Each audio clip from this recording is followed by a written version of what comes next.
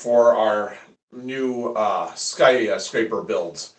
And there was a lot of work involved with that this week. We had a lot of printing to do, sanding, gluing, of which you get to be a part of today.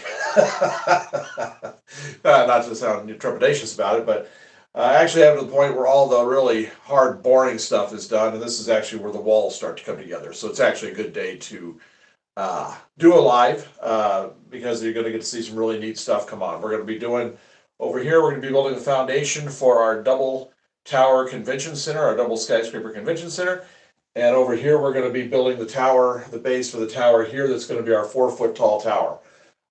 So we're going to be doing both of those things, and I'll be cutting foundations for the big one over here. So you'll see how that goes. We've had some issues. We had a whole things kind of slowed up a little bit. I'll show you here. These were a lot of pieces that are supposed to be for the big tower, for the convention center. We do have longer and shorter pieces because of how the build goes together, but not every one of these came out being a different size. And I know it's not the printer. What I actually think happened was is when I sanded them, I got too much heat built up with the sander. Between that and the heat gun, I think I actually deformed them a little bit to where they didn't wind up. It was a lesson learned. This is a lot of PLA to have lost, but it is what it is. But it's not going to go to complete waste. I think I'm going to make a little warehouse or something out of this. I can glue it together, trim some stuff, make it work a little bit, and we'll definitely do something with it along here. I'm not gonna lose this much filament, so we'll do something with it. But it isn't going to be part of the big tower. The thing this show is having is these are just like too small pieces, so I wound up using a heat gun, and they curled as I was sanding them. The heat was making curls, so I used the heat gun to try to flatten them, and that's when I think the distortion started coming in the oddities. So whenever I've done a large, and I'll show you one here in a minute, whenever I've done a large panel on the builds, they come out perfect. I can sand, I can do whatever I want, as much work I want to them, as much pressure on them, and they do fine. I think it's just because these were smaller is the issue I had. But anyway. Cookie says hello. Well, hello. Glad you joined us. So, had a bit of a problem this week. When I was sanding down here on the floor, I forgot where I was. I wasn't cognizant of where I was. I was just sanding away, having a good time. Not having a good time, but you know what I mean. And I stood up, and our bridge that we have coming across here, right across the middle of my back. And the entire thing over here lifted, all the buildings fell down, so I'm not sure if it's changed my track any. Shouldn't have, but before we get going on all of the build stuff, everything today, I haven't run anything since then. That happened on Tuesday, and I've been so busy with these buildings, I haven't gone in and done any of the testing. So I thought I would just save that for today. We'll just start off today doing a test of the engines, make sure each track is still fine, that we're not having any issues with any of the joint areas here, that nothing's kind of gotten skewed, because I mean it lifted this end up right here, and everything over here fell off. So we're going to go ahead and we're going to start with that today. We're going to do a test. Well, first I'll just show you everything. I'm going to show everything we've built so far. I'll show you where it's going to go, and then we'll do our testing, and then we'll go into our builds. And then we'll get into some scenery. I still haven't even worked on this corner over here yet, because this week has just been chewed up by working on these buildings. So we'll get to all of it. It's going to be a long, busy build day today. It's raining outside. It rained yesterday. We got almost 1.5 inches, 2 inches of rain yesterday in Wisconsin in January. And then tonight is turning cold, and now we're going to get between 1 and 3 inches of snow tonight through Sunday. So this is just a really weird roller coaster. So it's a good day to stay in. It's a good day to work on the layout. We'll have a good time. You guys just keep at it if you have any questions. My son's in there monitoring them, and he'll call the questions in to me. So let's start off with the tour, and I'll show you everything that we're getting ready to do. All right, let me get my glasses so I can see the screen, so I can see what you're seeing, so I make sure I get it all in there. All right, so what we have is, nothing's really changed here yet. All this is about to change big time.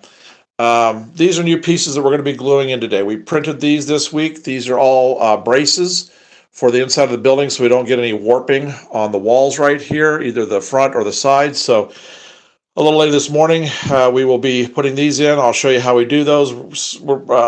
Sometimes you got to shave little bits down with the X-Acto to get them to fit, but we will get to that. That'll be probably one of the last things we do is get to this part right here. Got this put back in. It had fallen over with hit with my back on it, but it's back in place. I want to keep this right here as I start to build these foundations, so I know where things are kind of being placed. So the new tower is going to go right here that we're going to work on today. We've got the foundation. I'll show you that here in a second. This foundation is going to go, we have about this much built so far, and we also have the two other there's two other step tiers that go up beside the big tall thing, and then this thing is going to go up to about like right there in height. So we're going to be working on that today. I'll go ahead and get this pulled off. These are the engines we'll do the testing with. Like I said, we'll do that here because I just don't know if I did any damage to the tracks or anything when I hit that. So I'll find places for this stuff because now that the big towers are coming in, we're going to have to find a new spot for stuff. So here is the foundation of the new tower that we're going to work on today. That's going to go right there. Here are the base. This is a base, an insert piece, and a roof piece. Let me get that here. And then here are the walls for it. You can see it's going to be a really cool look, and I love all this lower architecture right here. It's going to be a really neat building. So this is going to be what we're going to be working on today. One of the two that we're going to be working on today. And right where this is sitting, this huge area right here is going to be where we're going to be doing the foundation for the new convention center with the two twin towers that are going to go up. And we have, I'll show you here a little bit, we've got the building right over here around the corner. So it'll be going here, new tower here, double tower here, and then the next tower we have will go right here. I got everything cleaned off of these shelves up here finally, so all of this stuff can go over, and I can get rid of this shelf right here, and then the next big tower, something in the kind of like this, but maybe probably a little bit bigger, maybe a little bit wider. I've decided I'm going to do a really wide tower, probably something about like maybe this wide, and maybe a little deeper back so that we got like a really big office building. Maybe put this one right here is what we're going to do. That'll probably going to be after we get these two that we're working on today done in the next week. We'll start printing that one off. So as you can see, last time we got together last Sunday, this is all dried now and it's all blended in perfectly. And I was really worried right here when I hit this that maybe that cracked, but it didn't. I've got screws in across here to really stabilize everything, and it doesn't look like it cracked. A little later today, we are going to go ahead and paint this as well, either today or Sunday, and we will get it all stained and all the light highlights done, so everything just kind of blends around the corner. Like I told you on last Sunday, I'm not sure what I'm going to do with this right yet, if there's going to be concrete here with the elevated track going over it or what, but at least I can get it to where the scenery matches for now. Okay, so here is, this is the big convention center. You see this is huge. Give you an idea of how big it is. I'll hold this up to our engines over here. Oh, it is a fun hobby. So I don't even know if you'll be able to see it. I'll try to get back. It's huge. It's huge. It's going to go right here. So I'll talk more about this build when we start building the walls to it, which I got the wax paper all set to go right here, so we're pretty good to go on that. So what I think we'll do is we'll test and see if I did any damage to the track here on any of these little areas, the little joints and stuff, if we had any things when I hit that with my back. So we'll go ahead and we'll do that, and then we will start with working on, I'm probably going to work on this one first, so I can get all this cleared off of here. These are the side pieces. And I'll talk more about this build because there's a lot more coming to it than what you see right here. So, well, in addition to the massive towers that are going to go up off of it. So let's go ahead and I'm going to set this right here for a second while well, actually, I've got one still plugged in. I just don't know which one's plugged in. So let's see. I'm going to take off this second engine. All right, so let's give this a shot and let's see if I did any damage. All right, so it's the outside one. Here you can see what it's going to be like when this thing is suspended above and this is all covered like before. I've tested it for height clearances. Everything was good. So what I'm really worried about is like right in this area when we start getting into these joints right here. if I went over that okay. Next one is right there, and it did okay over that. Did okay over that. Let me see how the wheels are. Yep, wheels are fine. Did okay there. And then the other really bad place may be right here. And it looks good. Okay. And this down here, nothing shifted down here at all. So I'm assuming that I didn't do any damage down over here to the bench work. So I'm going to kick the speed up a little bit, just to make sure it's okay at the higher speeds like we're going to be running normally here. Sailed over that one okay. Now we'll check that one. Might check the wheels on the side. They look like they're okay. Doing all right. All right. Okay, so the outer track is fine. No damage to the outer track. So we're just going to keep working our way through the 3 main lines here and see how it goes. Okay. Oh, hello. Glad you've joined us. Yeah, I'm happy. It is good. I'm happy that we're okay with this. This was a lot of work to get to this stage for just hitting. Believe me, I'll be watching my back from now on when I get up. All right, so let me cut this one down. We'll just bring her in and stop her next to the others. And then we'll change the tracks. We'll just check out all 3 of these. So while I change the feeds, the wire feeds, let's leave that focused in there. So I'm glad I didn't do any damage to that. I didn't think I did because the amount of screws I have on that thing, that jump piece there, that wood, probably wasn't going to, but you just never know. All right, so let's see I don't know which one I've got plugged in right now. We'll just see which one takes out and goes. Okay, so it's gonna be the Spirit. This is that tough inner track that has the issue with the tight radiuses. So we'll see if anything shifted on this. Look at the wheels. No, wheels look really good. They came around that corner okay. They look like they're still on there all right. And back into here. All right, let's kick the speed up a little bit. And we'll just see how it does.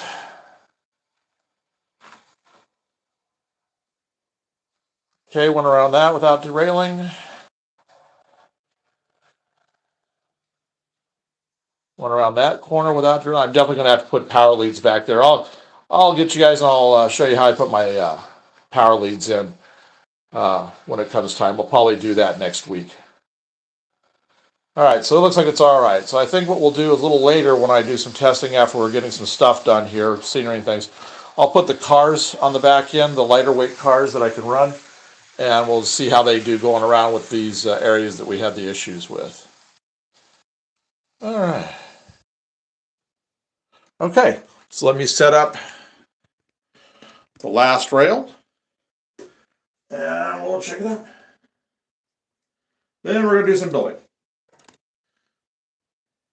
Like I said, we're going to start with the big convention center. I want to get all those pieces off that bridge track area. Hello, Andrew. Glad you joined us. Good day just to be in doing stuff like this with being cruddy outside. All right, so this should be the middle track. Yep, there we go. All right, so now last test to see. Let's see if we've got any damage. Nothing came up. None of the scenery. All the scenery looks just fine. Okay, right there. All right, that did okay. Wheels all look all right. Like I said, I haven't run these since I hit my back on it and raised it. So this is just a good test. I figured I'd just save it for you guys, and then because we're going to be testing all day today as we do scenery and stuff like that. It won't take too long to build the buildings. Oh, thank you. I like the Montana Rail stuff. I think they're cool looking. All right, kick the speed up. And we were having a lot of problems with this middle track last time we were testing, right over in here. Doing all right. Yeah, I think it's okay. Yeah, that's gonna look really good coming underneath that station like that.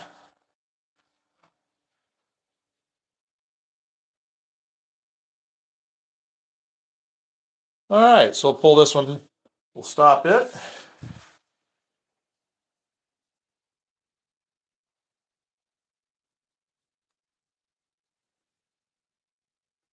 Good. All right, so we'll keep testing with that stuff in a little while. But what I'm going to do now is I'm going to set the camera up here so you can see the table, and we're going to start building the big convention center that's right here. That's going to go right there. Actually, no, because I'll move that out of the way. We'll do that one first. That way I've got that out of the way so I can set that one in place. All right, so we'll start with the new whatever the tower this is going to be. I'll show you here as soon as I get it down on the table. I'll show you what we're doing with it. So let me get this set up. Oh, I should warn you. We got a call from Spectrum today saying that there's outages in our area. So we're hoping the live stays live. If it doesn't, it might pop in and out. I'm not sure. Okay, so. Oh, good hobby to collect and have fun with. So I'll show you these pieces and then we'll get to building. All right, so what we have here is we have a base piece. This is the insert right here that goes inside the building that we will have in there for support. And here is going to be the base piece. And here is our roof piece that we have.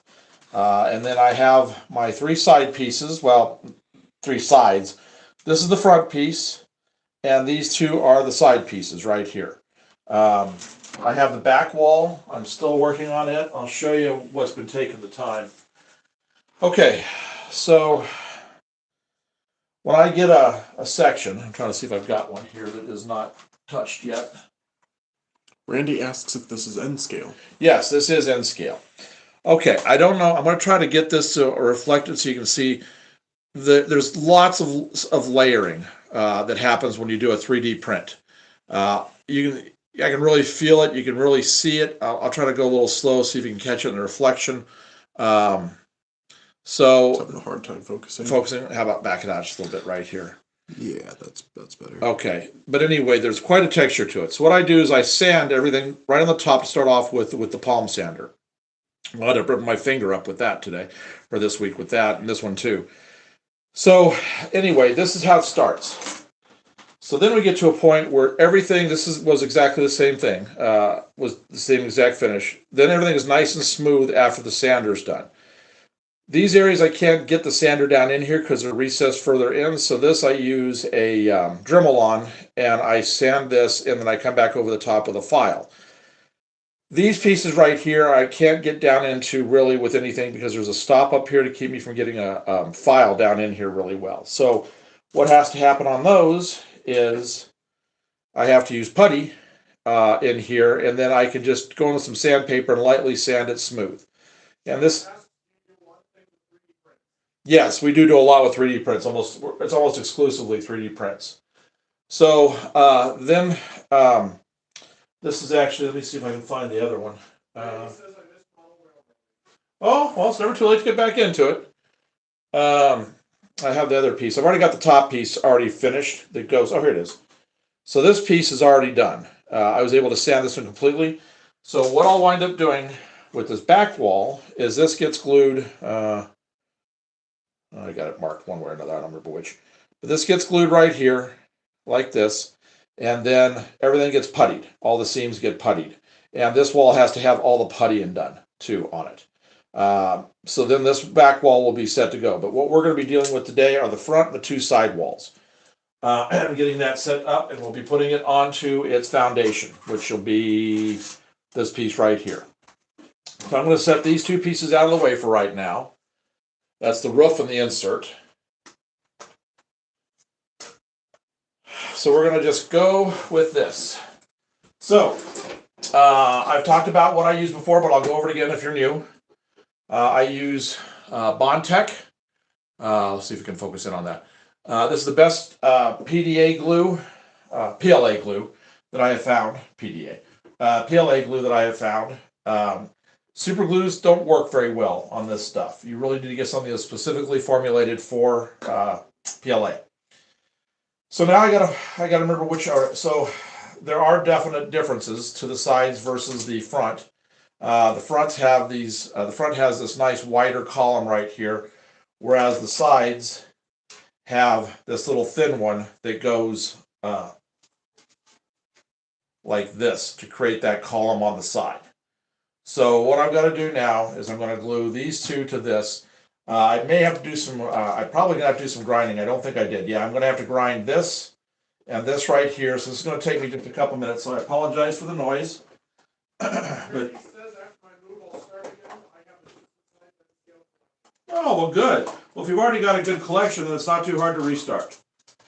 All right, so it's going to get noisy for a minute. I'm going to use the Dremel, and I'm going to get these areas right here. Now, the reason I do this is the back side, we use a rough plate for everything to kind of really adhere to when it's printing. But what that does is it gives you a really good, really pretty strong texture on the back side, and I want a nice smooth connection between the walls.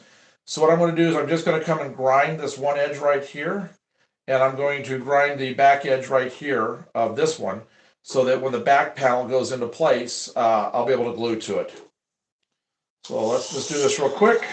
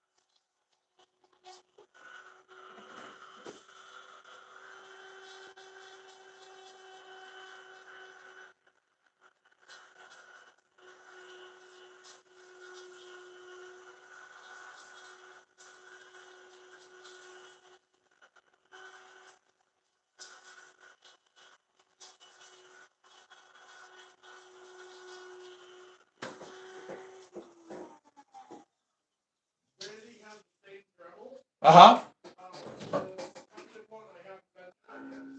Hang on, stuff's dropping. You'll have to repeat that. Stuff is falling. Okay, go ahead and repeat it. Uh-huh. Oh, well, have a good night. Have a good dream. Have a good sleep. Okay, you may notice that I went ahead and I dremeled the top of this too. I forgot to mention that because we have the roof panel that has to go in here. We had a bit of a design flaw on this. I'm going to have to get a piece of, I'm not sure what thickness I'm going to use yet, but I'm going to have a piece of styrene across the top up here because we didn't leave enough room me being able to bring this down and having the roof inset a little ways. I'll be able to put the roof right up to the top here and have myself enough room to put the window glazing in. But if I come down and give myself a recess, which all roofs have, and hide the feet for the stair steps, then I won't have room to put the window glazing in. So we're going to get that.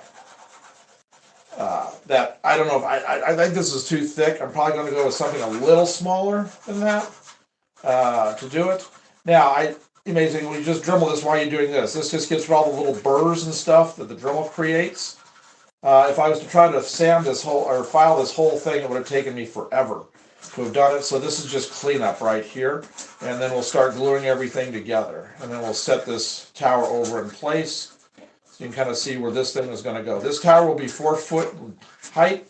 It has a stair step feature on one side of the main tower where you've got two out-jutting areas. Those have actually been printed, and we're just I just didn't have time to get those ready for today, but we'll probably do that on Sunday. All right, so just about got this. You can see all this little stuff that's coming off when you do this. You just want to get this nice and smooth. You probably could just glue it without doing it, but I find it leaves little gaps. Because of the raised and lower areas. So I just do it, trying to save myself. I'm going to be puttying the sides anyway, but where I maybe don't have to do as much puttying. We just about got it. And then once this one's out of the way, we'll start the big build on the convention center, and I'll explain everything that's going to go on with that convention center. It's going to be a massive building. We haven't got the big convention part put. It's going to go on the back of the building. I haven't decided how big it's going to be yet.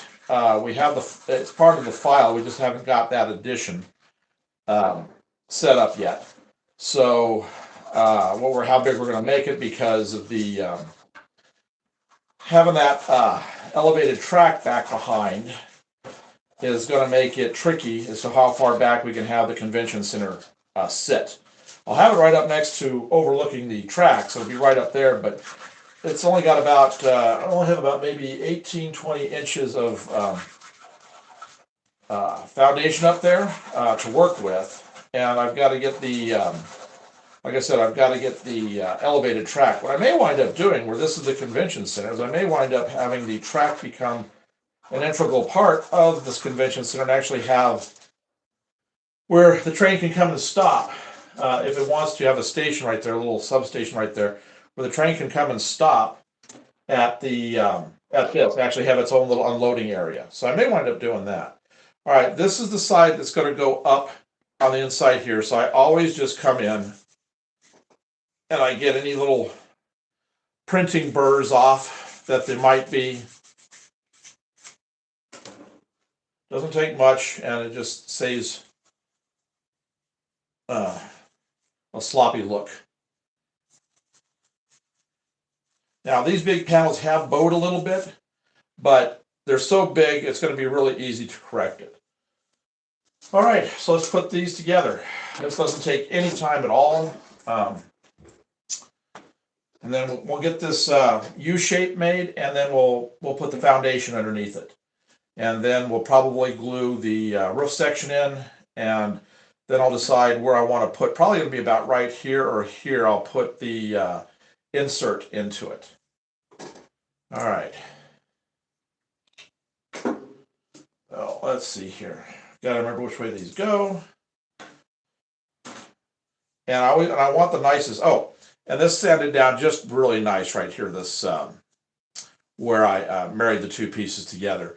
I can still feel a little bit right here. And this broke apart with the vibration. This happens sometimes when you put the Dremel onto something, it'll vibrate. It broke that apart.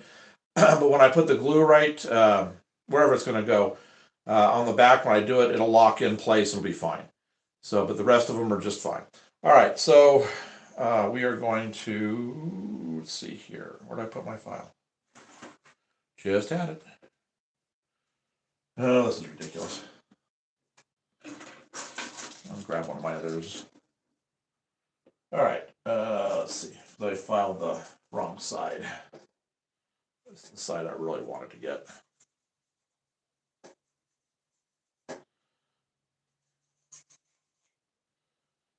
Oh, there it is. I can see it back up underneath there. All right, with that narrow side done, this narrow side done here. I'm sure that probably broke on this one too. That joint did. It's just a lot of vibration. Those Dremels just create a lot of vibration. So let's see who did it. No, that one didn't. Okay. So then I'm going to put this wall. Well, I can only go one way. So, all right. So we're ready to go. So what this is going to do is we're going to put this.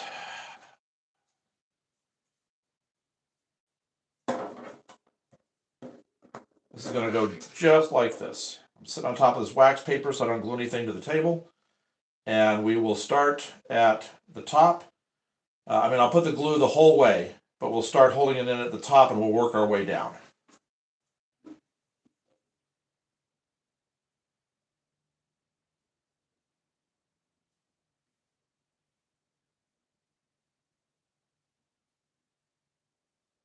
Now this is just a small foundation for this big building, and this is already really good size. So that gives you an idea of just how big this one's going to be. All right, this is the important part here. As I have stated before on these, this glue's fast. You really kind of have to have this thing lined up. I dab that off because you don't want too much glue. So you really need to be quick with this. And try to get it lined up as best you can right off the bat. So I'm going to hold at the top and the bottom, and then I'll work the middle in.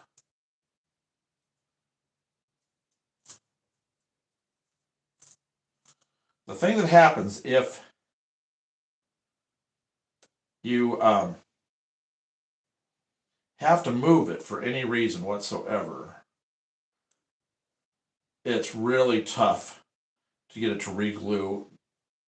It's just like any super glue. Putting super glue on top of super glue is really hard to do.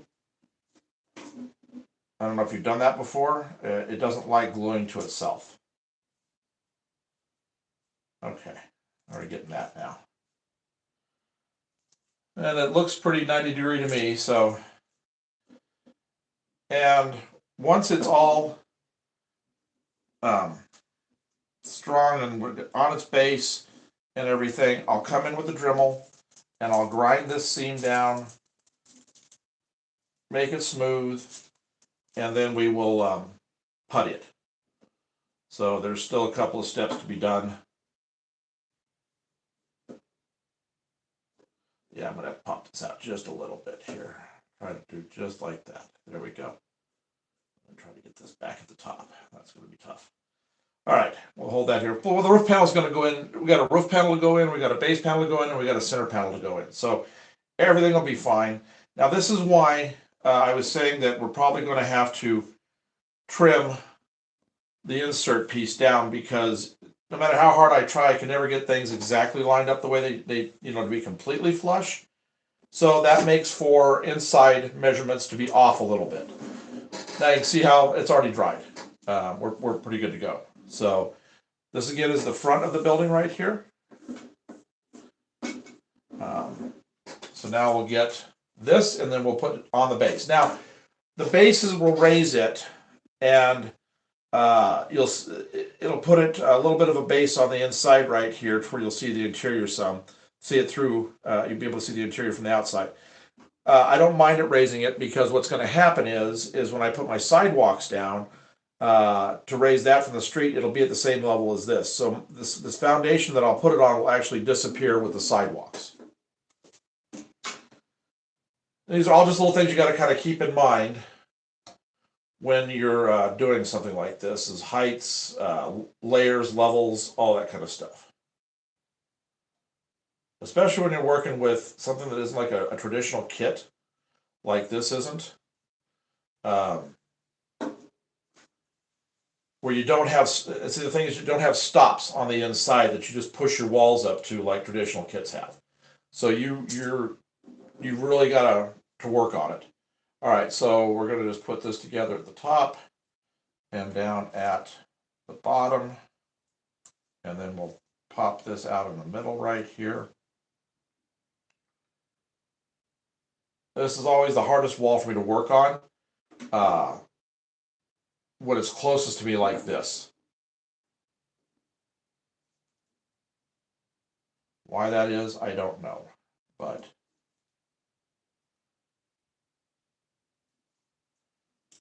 it shouldn't be any different than that. Maybe just because the angle I'm having to work at, but when I'm working on one this close up like this, it always is. A what? Tube and tube structure. I don't know what that is.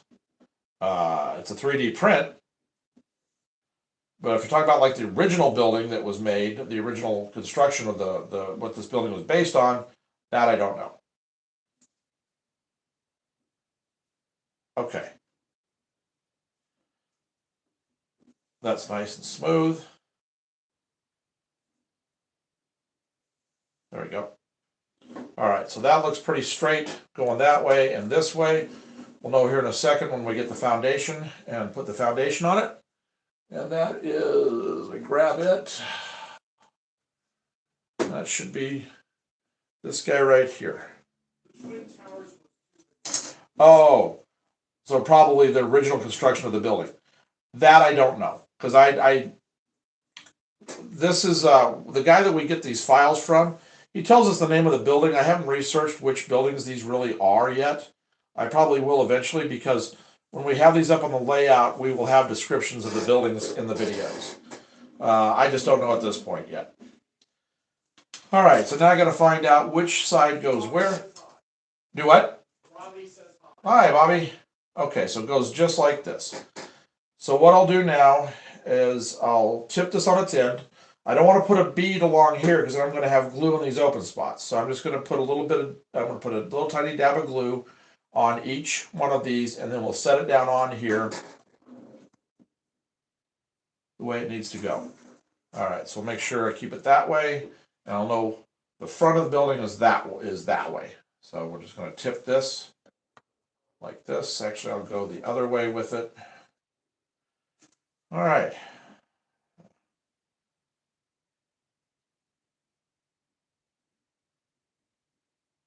Almost have this guy ready to go up on the layout. This is just the first of many sections for this building. Getting a little bit of, got an air bubble in the tip here, so it's pushing a little more glue out than I want. Okay, so that cleaned up real quick so I don't have it when I bring my base over. Doesn't matter. This glue doesn't get glued with this. That's why I use wax paper. It just doesn't really stick. You just have to, it'll tack, but then you just kind of free it. Okay, so I'm going to turn this, I'm going to face it to me so I can do my lineup on it. Get that out of here. So we're going to, this is to me. So we're just going to take this and we are going to put it, I don't want to touch anywhere on the bottom because of all the glue. So we're just going to line up just like that. And then line the back up so that it's on the back corner. Like that. There we go. And then I'll just push these down. Make sure they're flush. Sure they're all flush. Yep, that's flush. Okay. This will only take it a second or two to set up, and it'll be on its foundation. This is really going to start giving it a lot of strength now. And it'll keep it from bowing. And that's what these other pieces are for that we've got. This interior piece that I'm going to do next, and then the roof panel. Now, like I said, I'm not worried about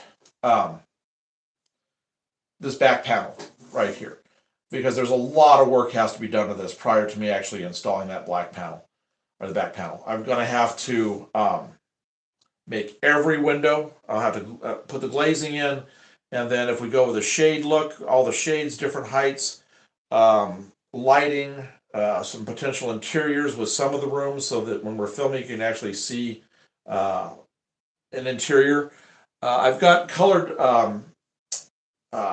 gift wrapping paper over there, also foil and different colors. So some of these I'm actually going to do where I'm just going to back them with a reflective color, like maybe a green or a blue or a red, to where you'll see like in big buildings downtown where you can't see in, you just see the reflective colors that they have for their glass. Jose says hello. Hello, Jose. So there will be I'll have to make those decisions, and that'll be based on, for the most part, pretty much just kind of looking and seeing what I have all lined up. And I'm not going to do that until I have like one wall done, all the buildings built for it. Then I'll start deciding what we're going to do with the window glazing, what kind of a final effect we're going to have with each of these. All right, so that is pretty good. So now you can see we've got a nice foundation here. This is good size even for HO, but this is in scale. So this is a big building. This is going to be a large tower. I needed something pretty wide right here to handle the 4-foot height. So the way this building actually works is right here. Yeah, you should probably be able to see that. The rest of the tower goes up. It's about this big right here. And it'll take it up the 4 foot. But then on this side, there's actually stair step sides that come up. And it's all inset around this. So it's going to be a really neat looking building. We've taken it from the original design that we got, and we've just really expanded and gone from there. All right, so let me get the insert. Okay, so this is the roof, and this is the insert, and they both should be exactly the same size, and they are. So now we just kind of want to see how it does. Make sure it doesn't catch on anything. I'll probably have to, okay, that is, I do believe that's the way it's going to go in.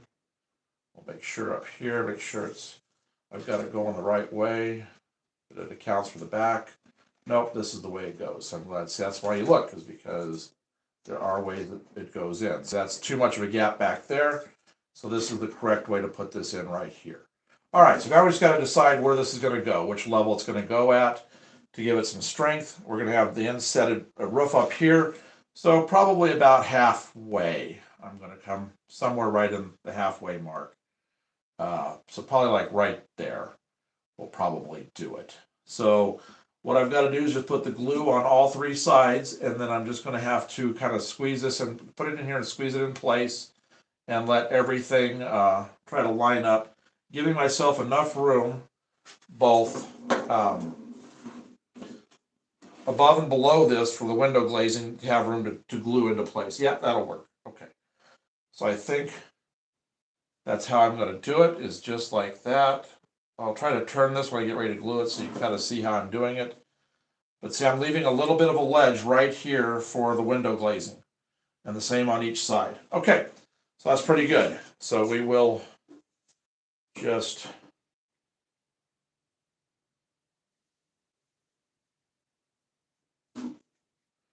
not touch anything now because I got glue on the other side. So now we're just going to have to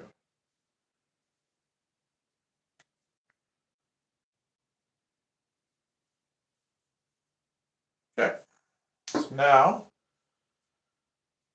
we'll just push this. All right, I'm going to go about right in here. So we're just going to take this down. I'm going to use the middle to hold it in place with my finger right there while I'm getting it lined up on the sides. And Once I get it lined up on the sides, then I'll just push it together. And not glue myself to it, like that. All right, that should be pretty good. Let me take a look here, see how I'm doing. Not too bad. Shuts down in there. All right, so I'm just going to hold this for just a little bit like this, and that'll give us our interior stabilizing layer. And as you can see, we printed it so it's open, so that you can we can pass all the lighting and everything we need to through here. So this is just about done. I do have to go ahead and glue the roof in place. Now the roof, we don't have any of this openness on the roof because we didn't know, we weren't going to deal with that until we had the tower built. The two sections of towers that go on top of this. Because we didn't know exactly, I haven't decided yet which side I'm going to put the main tower going up on. It could be the right, could be the left. And then those little side step towers. So once we get them built and I get them here and I play around with it sitting on top of this, then I'll decide where I need holes for lighting. And I'll just drill like maybe 6 holes for each set of towers. Who? Oh, hey, Gil. Glad you joined us. All right. So as you can see, that's nice and sturdy now. And this glue is great. Like I said before, I've had problems. Like when I hit my back on this and everything went everywhere and stuff dropped onto the floor, a lot of my glue, the put together pieces, not a problem. Didn't even pop a seam on all of them, on any of them. All right. So now we're going to put the roof panel in place, and I've got to make it flush all the way around. And like I said, I'll deal with the holes for the lighting later. So now we got to find the right way it goes. That's going to be it right there.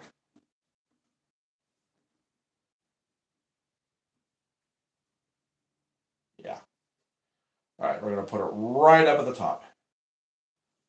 Looks like I've got a bit of a gap down here where I didn't get this corner squared up really well, but that's all right. When I put my trim piece, that we were talking about, this thing up here, it'll cover it. So I'm not worried about that. All I want to do is just get this in so that I've got everything stable and secure. I'm pretty sure it's not this one.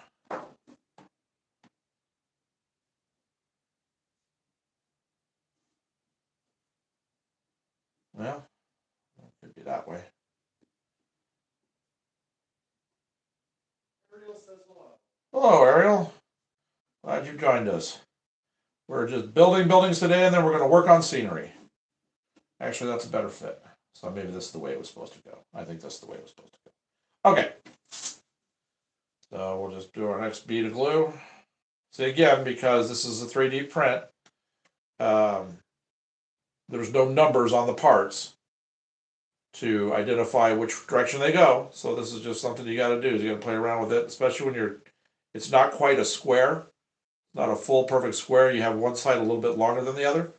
You just got to work it. Or you're just going to put that right there, like that, and that, like that. And we're going to make sure that's flush. And then we're going to put that right there. And then we're going to push that together. There we go. Okay. So now we'll just hold this for a sec. Make sure that's flush. There and there. Yep, we're good. All right. And Chaka says those are called rectangles. Yes, they are called rectangles. It's so close to being a square. It's only off by like a 1/16 of an inch.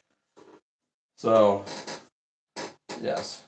But yes, it is a rectangle. Now I got that. Just there we go. There we go. That brought it out a little bit more. Just need that corner down there to sit in a little bit better.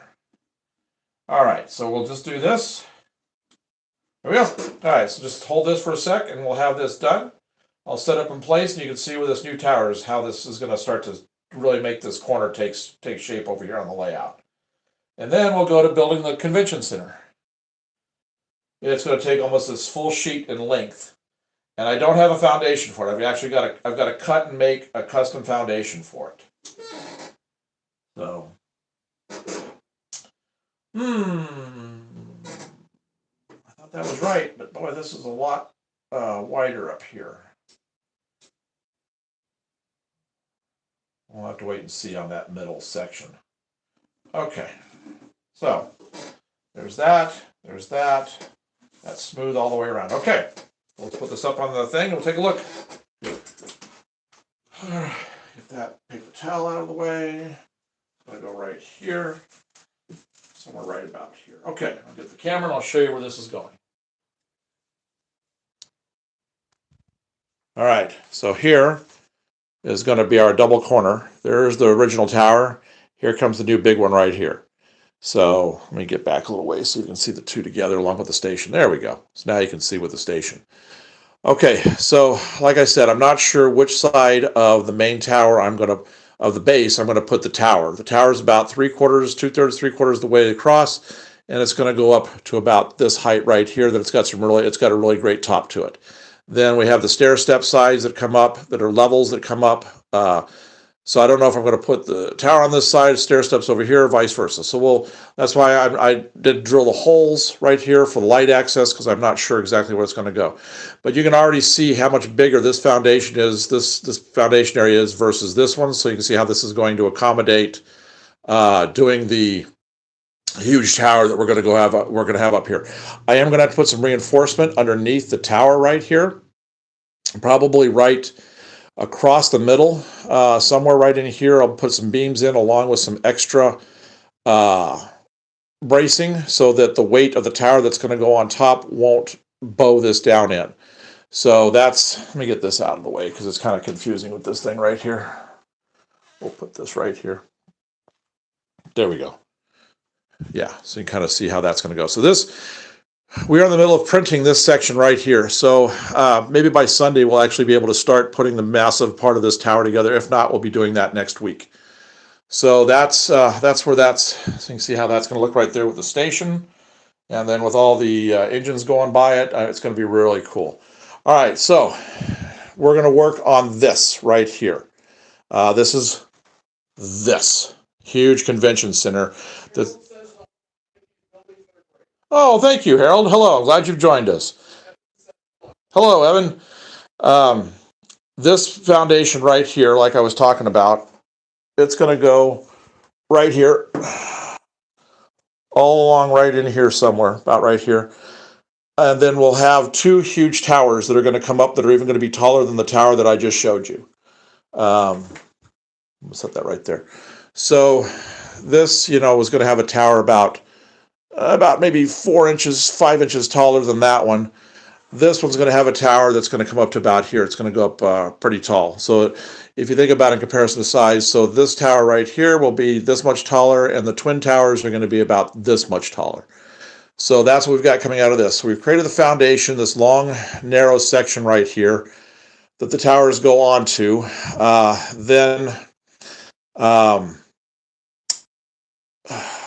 On the backside, like I was talking about, we've got our elevated track coming around. That's going to be the double mainline elevated track that's going to come behind all of this. So I may actually put a station right here, a drop-off point to where people that are coming to the convention center and all that have a way of unloading into the convention center.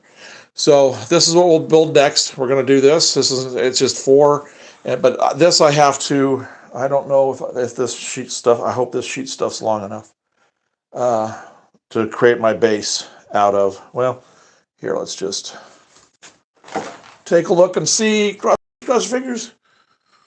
Oh yeah, it's long enough. So that's perfect. So once I get that the U shape made, then I'll put it down on this and I'll measure it out and we'll cut the foundation for that. Oh, well, thank you, Evan. I'm glad you subscribed. Yeah, we've got about 1,100 videos so far. Lots of builds, lots of different things. So we do lots of live feeds like this. So right now we're doing the builds for our city, and then this afternoon or this little late this morning we'll be doing more scenery stuff, and I'll be painting and weathering this to match the other stone I've done. So I'll show you how that's accomplished. But right now I want to get all of this stuff off of my bridge across here, so we're going to get this build done. We had some issues with this build, um, with the way this came together. The backside is going to be way short in length, so I'm going to have to add some pieces on to the backside, but that doesn't get glued on until a lot later anyway. Right now, we're just concentrating on doing the U shape. So I'm going to set the camera back up, and we'll get this one put together real quick. You might want to come check, make sure it's sitting where it needs to be sitting. Yeah. All right. So here are the side pieces. Huh? Is it good? Okay. Here are the side pieces that I made. This thing was only supposed to be one level. Okay. It was only supposed to be this right here, and then you had a single layer, just this window layer going around the edge. Well, this would have been so short in comparison to 4 foot tall towers. It would have looked silly having just that little tiny thing. So we doubled this up. My son took and made the second row right here. This is basically going to be a breezeway on the inside. When we go to do the interior of it, we will have this to where you can kind of see through and you can see the breezeway with like maybe some doors going into different things. Down below will be restaurant, shop, stuff like that. And then on the back side of this building, depending upon where we set the elevated, we'll actually have the convention center part. So even though this is only this wide right now, when we get the convention center on, it'll actually be about that deep. Okay. Jonathan just sent clutch for 30 jewels. Oh, well, thank you for the jewels. Evan says cool stuff. I'm in the process of the layout build myself. It's going to be real helpful. Oh, well, good. I'm glad it's going to help you with your build. And Robert asked what size printer would you recommend to start, which I can answer here. Okay, so he'll take care of answering you about that and give you all the details on the printer. And who was it that sent the jewels? Jonathan. Well, thank you, Jonathan. All right, so let's get we'll get this built. These are going to go on the side. This doesn't matter. I don't have to have one side over the other, but I am going to have to do the same thing I just did. I'm going to have to dremel the backside here and the top, and then we have all of our top pieces. They're right here. I'm not sure. Let me take a look here and see what we've got. See, I think I actually even have to do jump pieces here. Yeah, I'm going to have to.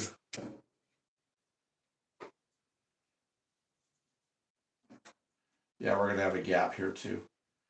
We're going to reprint this piece right here, and we'll get the correct width so that I don't have to put any in here, and this way I can glue all three of these roof pieces together.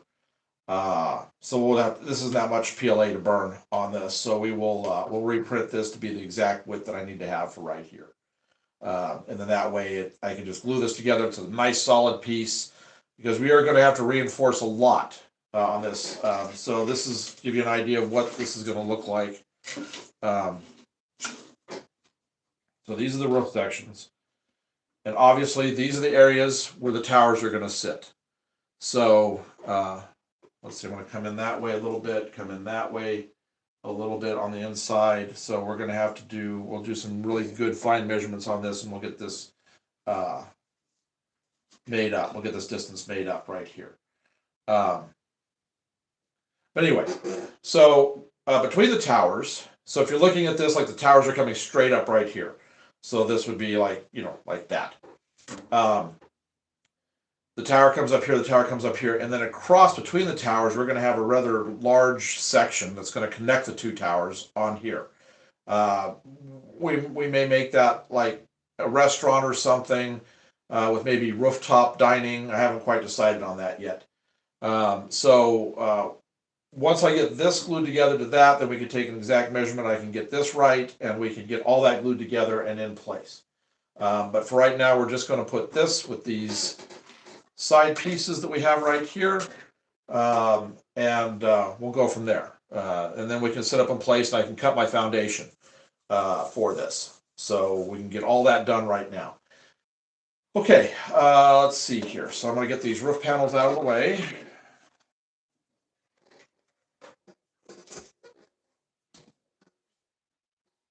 So I don't know if you'll be able to see this or not, but this will give you an idea of what this takes.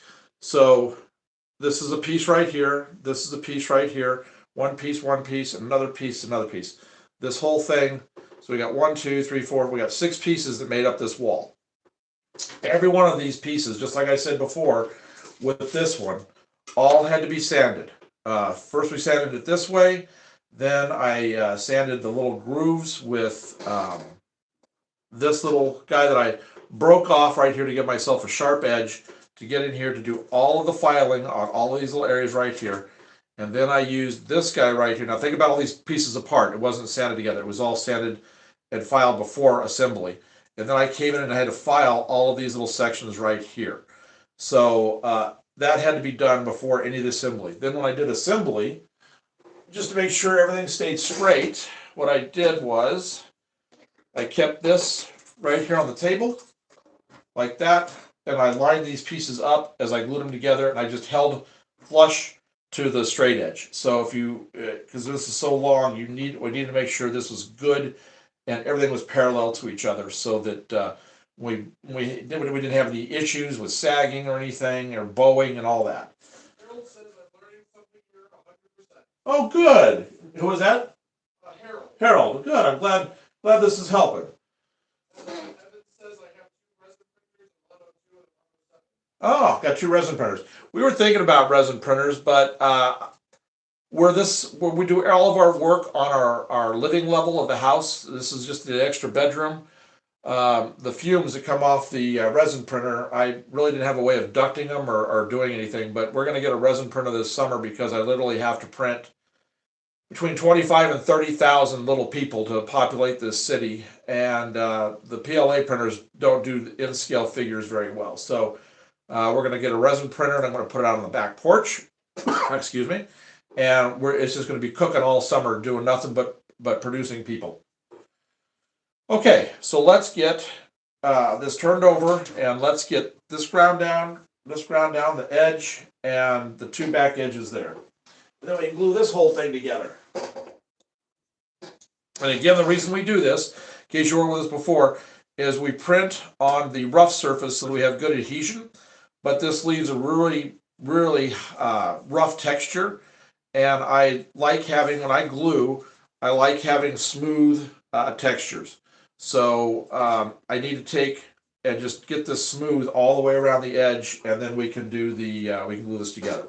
So this will take me just a second. I better make sure I got the right wall. Evan says, wow, that's a lot of people. I use water washable resin, hardly any fumes or even smell. Oh, well, good. Yes, it is a lot of people. I'm not looking forward to doing that. And hand painting them. Hand painting 25 to 30,000 little figures. That's, oh boy, that's going to be next fall. That's going to be my fall project, is just painting people. Okay, so let's get this done, and this way we can start to assemble this.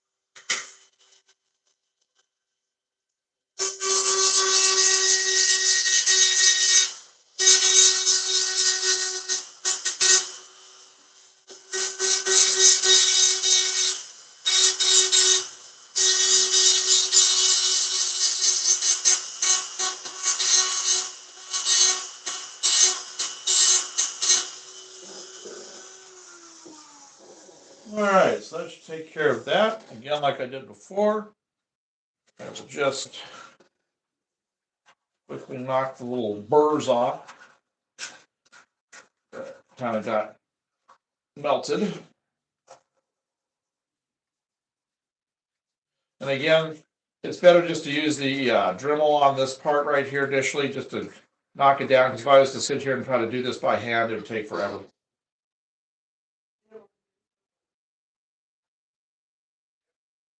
Oh, the cars with an A1.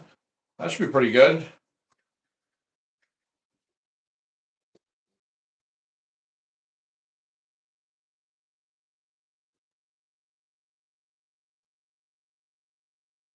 I flip my file over, make sure, and I keep both sides clean as I'm working. This is just a little brush. I've kind of replaced this one, obviously. This one really took a beating when working on this thing. So, yeah. See, I did that one, so I've got to do this. For the most part, it's just this side, making sure this side is good. And I'll get the front, or the top rather, but it's just this. Make sure I get a good, smooth spot to glue to. Okay. And I'll just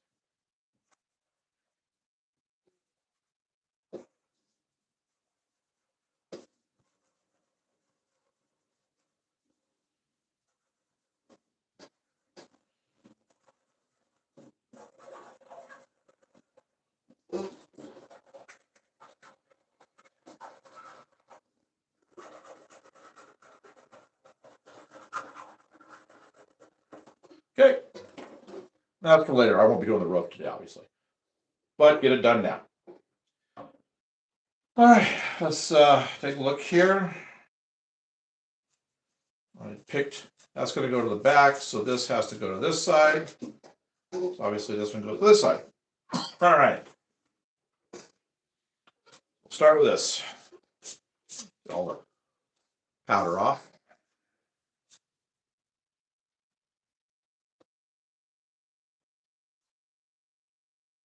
Rough it up just a little bit so better adhesion.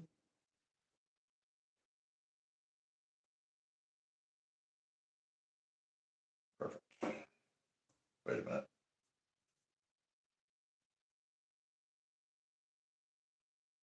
No, that's right.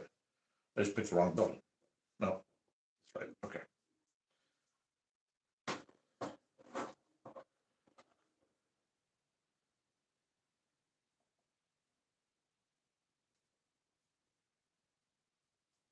All right. So we're gonna work this into place. And Evan says 3D printing is revolutionized our hobby. it has revolutionized trained hobby, that's for sure. 3D printing is allowing you just do just whatever you want to do, for the most part. And again, like I said on this, I will wait till tomorrow, and at that point, I will grind these sides down, these corners down, and putty them, and you'll never know there was a seam here.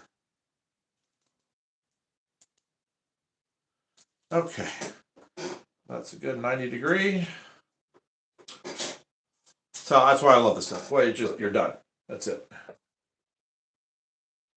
All right. Says I only just found your handle for what I did. Oh, well, thank you, Evan. Glad you like it. Just getting some of the glue off the end here. It builds up after a while. You just gotta. Okay. So now the side I hate to do.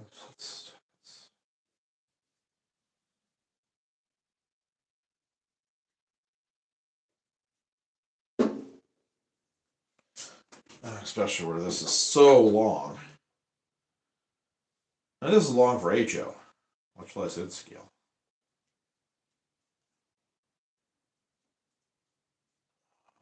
Get this top bit here first, then we'll work that bottom in. There we go. Now if I can just get this to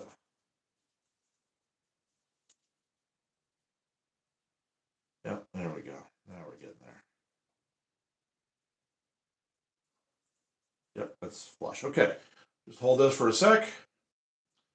Then I'm gonna make my foundation.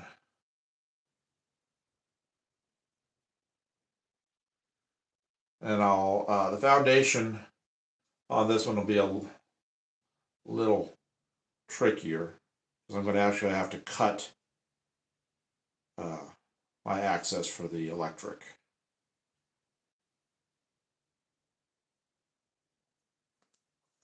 There we go. All right. We'll let that sit for just a minute, get it off that. Perfect. All right, so let's just, yes, it's not quite adhering at the top just yet. So I'm just going to do a little more pushing right there and see. Then we'll get the big black sheet of styrene. Now that I'll be able to use, where's it at? Where's it at? This glue. That I'll be winding up using this glue because this will melt the styrene to this. So that will be a really good foundation to have. It's just not sticking right up here at the top.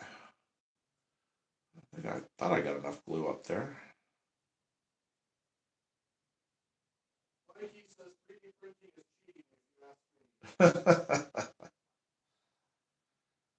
Well, some people view it that way, but the other way to view it is it's the most economical way to do it. If I was to buy all of this in styrene, all the different types of strips I'd have to have, big sheet styrene, guaranteed, this thing would cost me probably in excess of just this foundation, just the foundation right here, probably in excess of $100. Total in PLA right now, we're probably into this for about $8 to $10. So I mean, it just the numbers are there to justify this as an integral part of the hobby now. Okay, there we go. So I am going to take this, and like I told you guys before, you really have to clean this. Got to make sure there's no glue on the outside of any kind. I even run the paper towel down into the groove of the thread groove to make sure none went down the side and got into that. Otherwise, you'll have like what I showed you before as far as having what you have to do to cut the bottle open, break the bottle open, and you don't want that. So we'll just, and then you want to make sure you get down into all the little recesses and stuff, and there we go. All right. So let's go get that sheet. I'm going to take this. It's already pretty well, huh? Exactly. Do what? Oh, exactly. Versus the old DC, yeah, I agree. I mean, it's new technologies. It just takes people a little while to catch up to what's going on. All right. So I'm going to get the sheet of styrene that I've got over here. So here, now I'm doing some kit bashing and actually custom building. So we're going to take this sheet of styrene. As you can see, I'm not averse to doing my own builds. I've built many a thing just straight out of styrene. Okay, I think we'll use the front edge and do what? Harold says I could have used this technology to replace locomotive. Yeah, it would have been a good. Yeah, because right now I was actually talking about that. Somebody said that this would have been great to like replace the locomotive shop. I actually thought with all these windows and everything, this actually would have made a good design for a diesel house. Just would have had to put like two bays, two doors, big doors at the end, and the other side with all these windows would have been perfect. The only thing would have been just no doors right here, and this would have been a great engine shop. So we may wind up doing something like this on down the line when we get to working on the yards. So. JK says there's satisfaction in planning it out, making models in the software, and finishing it by hand. Exactly. There is good satisfaction in that. All right, I'm trying to make a little room here for this big sheet of styrene. There we go. I'm hoping there's no glue left in these corners. So when I set this down, it won't stick. Won't stick. All right. So I'll just we'll do what we gotta do. If it sticks, I'll pop it off. I'll just get the stuff off the backside. Okay. So like I said, I'm going to take this and I'm going to push it right up to the front edge and to this back edge. And I'll get my pencil and I will make my marks, provided I can find a pencil. I'm starting to get messy again and not finding what I need when I need it. You have a pencil in your room? Yeah. Can I borrow it for a minute? I've got a bag of them around here someplace, a brand new bunch of them. Yeah. Yeah, just like that. Thank you. Yep. Okay, so we are going to line this up, make a mark, and then that way I can measure it down at the other end. We're going to make a mark right here,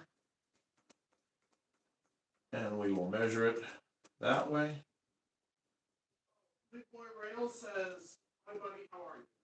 Good, big boy. How you doing? Hope your day's going well. Ah, good. And that didn't stick. Yay! All right, so I'm actually going to set this up where it's going to go for right now. And that way I can cut this. Ooh, that's going to look really good right there. Okay. So, let's see here. Get my ruler. Got my big yardstick. Metal one here, right there. Okay. So, let's get some lights on so I can see my mark. All right. Start at the 11. We'll go to. Big Boy says, "I'm good. I'm just now getting on Oh, welcome. All right. 11 to 6.5 plus 16. 6.5 plus a 16th. 11 to 6.5 plus a 16th. Once I get this cut out, the basic shape cut out, I'll put this back on here. I'm going to use the roof panels that we've got to set up where the interior walls that are going to go across for bracing will be, and that'll allow me to draw the openings that I need, the two big openings, well, and a small one right here, and I'll be able to drill and then cut them. All right, so let's see what we have here. All right, so this one, however, I'm going to need this. So we'll go, let's see, that's 22 and 3/16.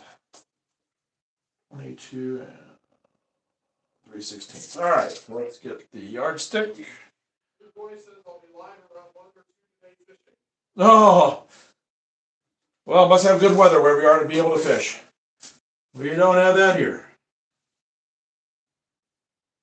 Well, it's been nice for the past. I can't say that. It's been really nice for the past week and a half, but it's going away tonight. All right.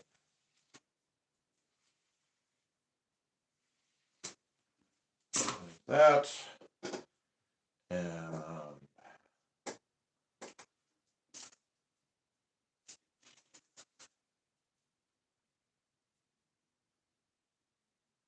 all right.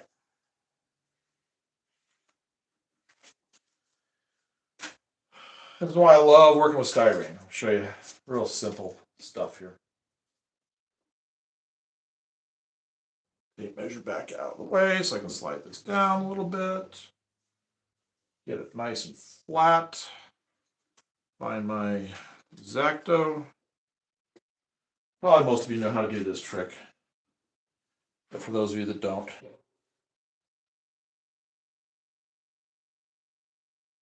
That lined up.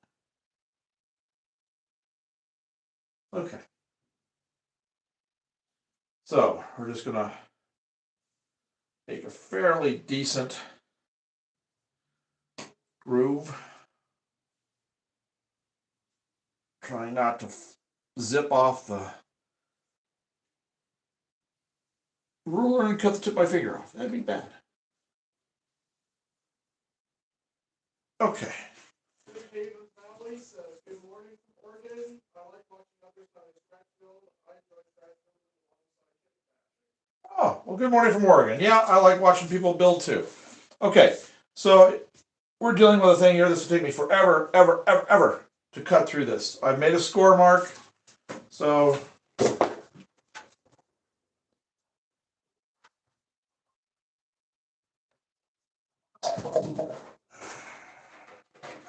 yeah, I'm trying to do it in camera, but it's just all we're doing is just popping. That's it. Okay, so wound up knocking a bunch of my paints off. That's all right. So the only thing with that is it leaves a little bit of a ridge. So to solve that problem, I just take this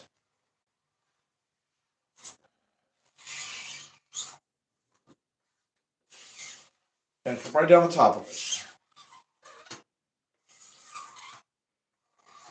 I just hit I generally hit the edge itself too.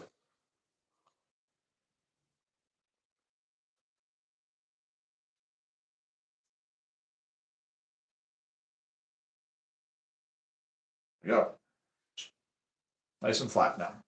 Okay, so now we just use, let's see, do I have my little blue one or am I gonna have to use the big one? I don't see my little blue metal ruler here, so I'll just use this real quick.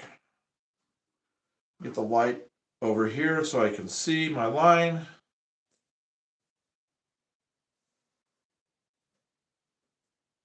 Big boy says, I'm watching you from Independence, Missouri. It's going to be chilly outside today. Around 46. Oh, Missouri. Well, that's about the temperature we're getting, but then it nosedives tonight, and then we get our snow this weekend. Okay, so. Going trout fishing. Oh, trout fishing, cool. All right, so he's just. That. All right, and then again, we'll just come along here.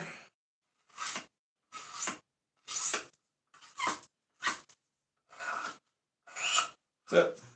All right, so now I'm going to take my roof panels. You don't need the. I'll probably just use the same squares that are on the roof panels. So I'm just going to center this where it's going to be, like that.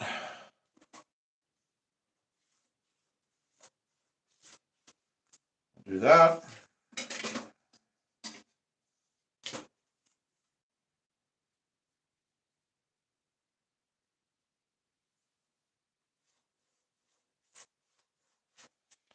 That.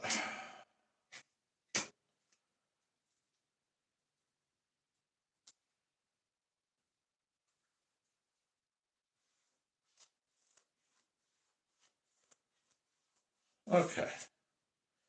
So we're just going to take these sections out so that leave the rest of this and make a nice sturdy foundation for it, because I'm going to have to put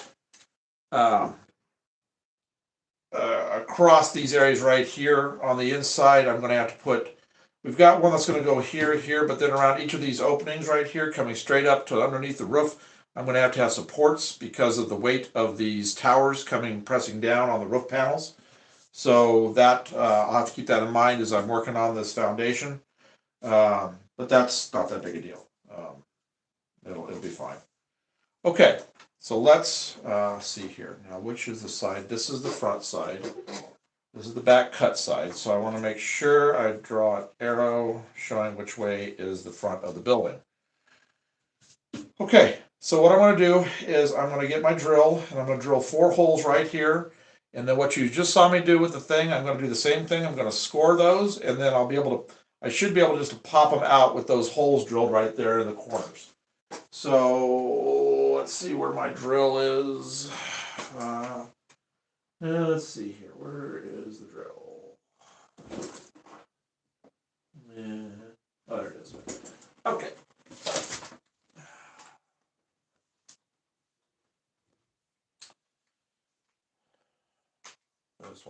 much to do.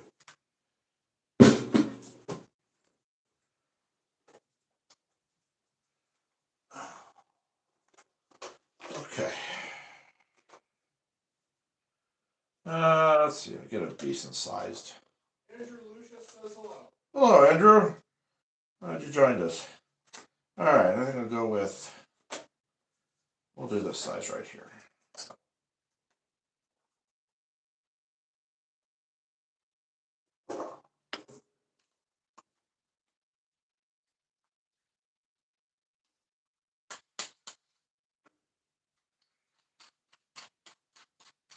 Got a little sun out there today. It's the first time I've seen sun. I'm looking out the window here.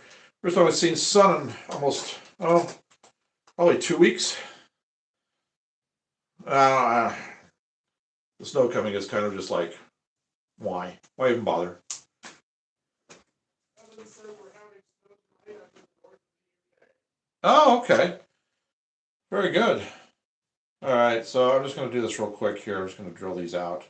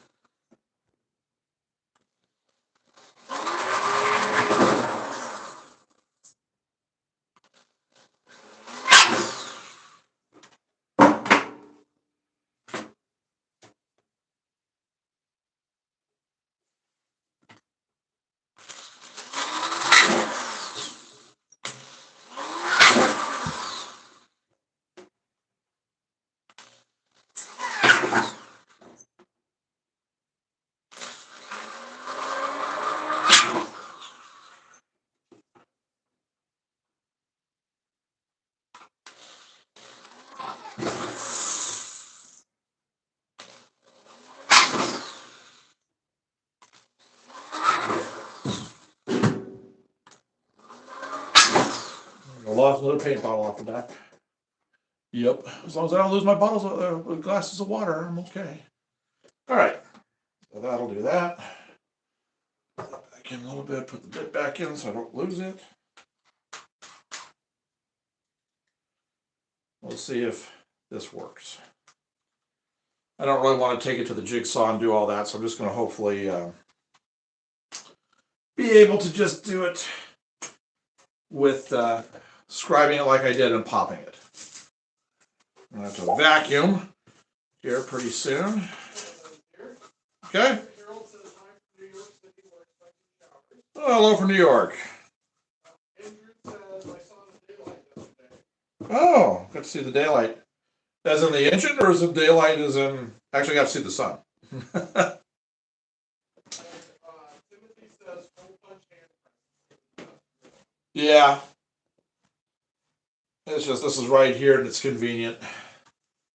Okay. Wooden Railway says hello another railway man. Oh, very good.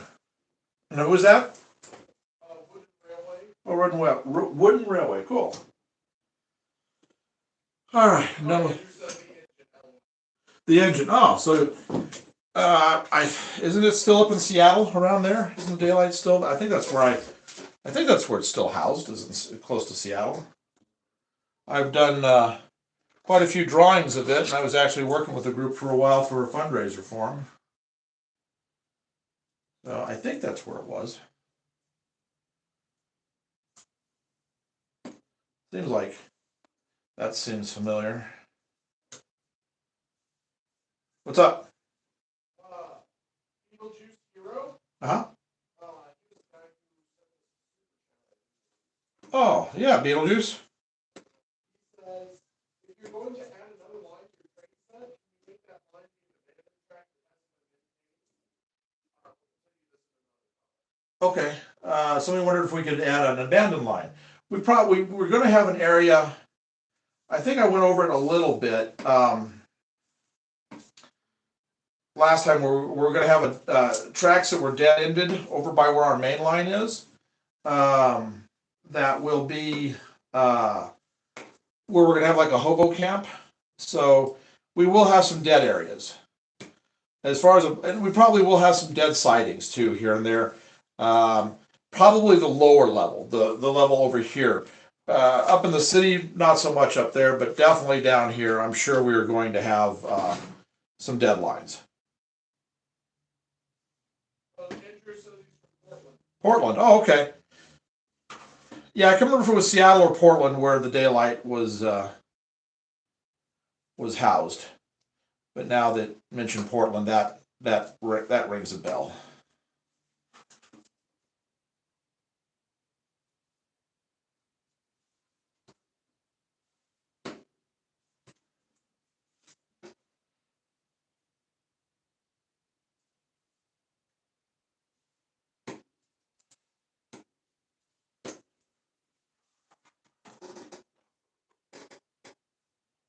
I'll see if this is going to work. I'm going to have to actually just take it and cut it later. There it should work. But we know how that goes.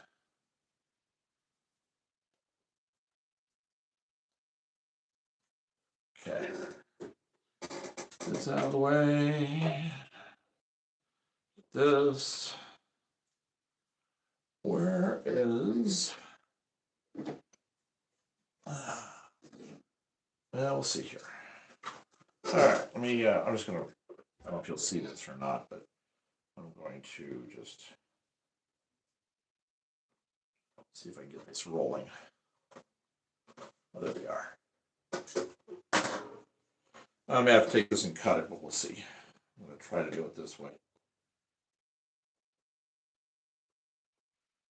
The cut, I'd have to go out to the garage to do it otherwise.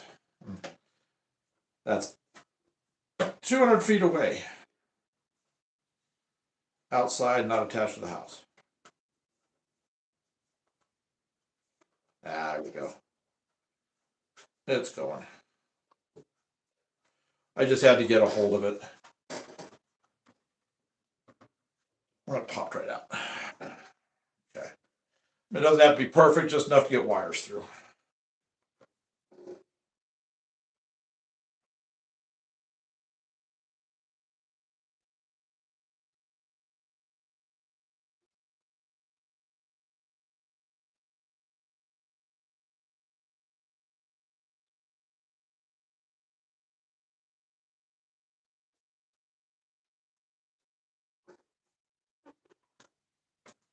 Are they still running the daylight? If that fella's still here. I know it was doing some fan stuff for a while. Just recently it seemed like, but I don't know. I think that was all dependent upon. I don't know why, but I never got into politics of it. It seemed like there was all Amtrak had some kind of a say in that. So I versus the regular railroads, which I don't understand. I don't know if it was because it was a blanket insurance that was being used, or, but I wasn't sure. That good. I'm glad to hear it. Yeah, it does still have the Amtrak issue. Okay.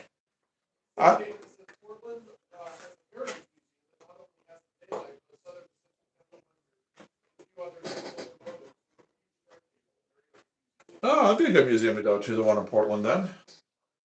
Okay, that will work. So. Oh, huh?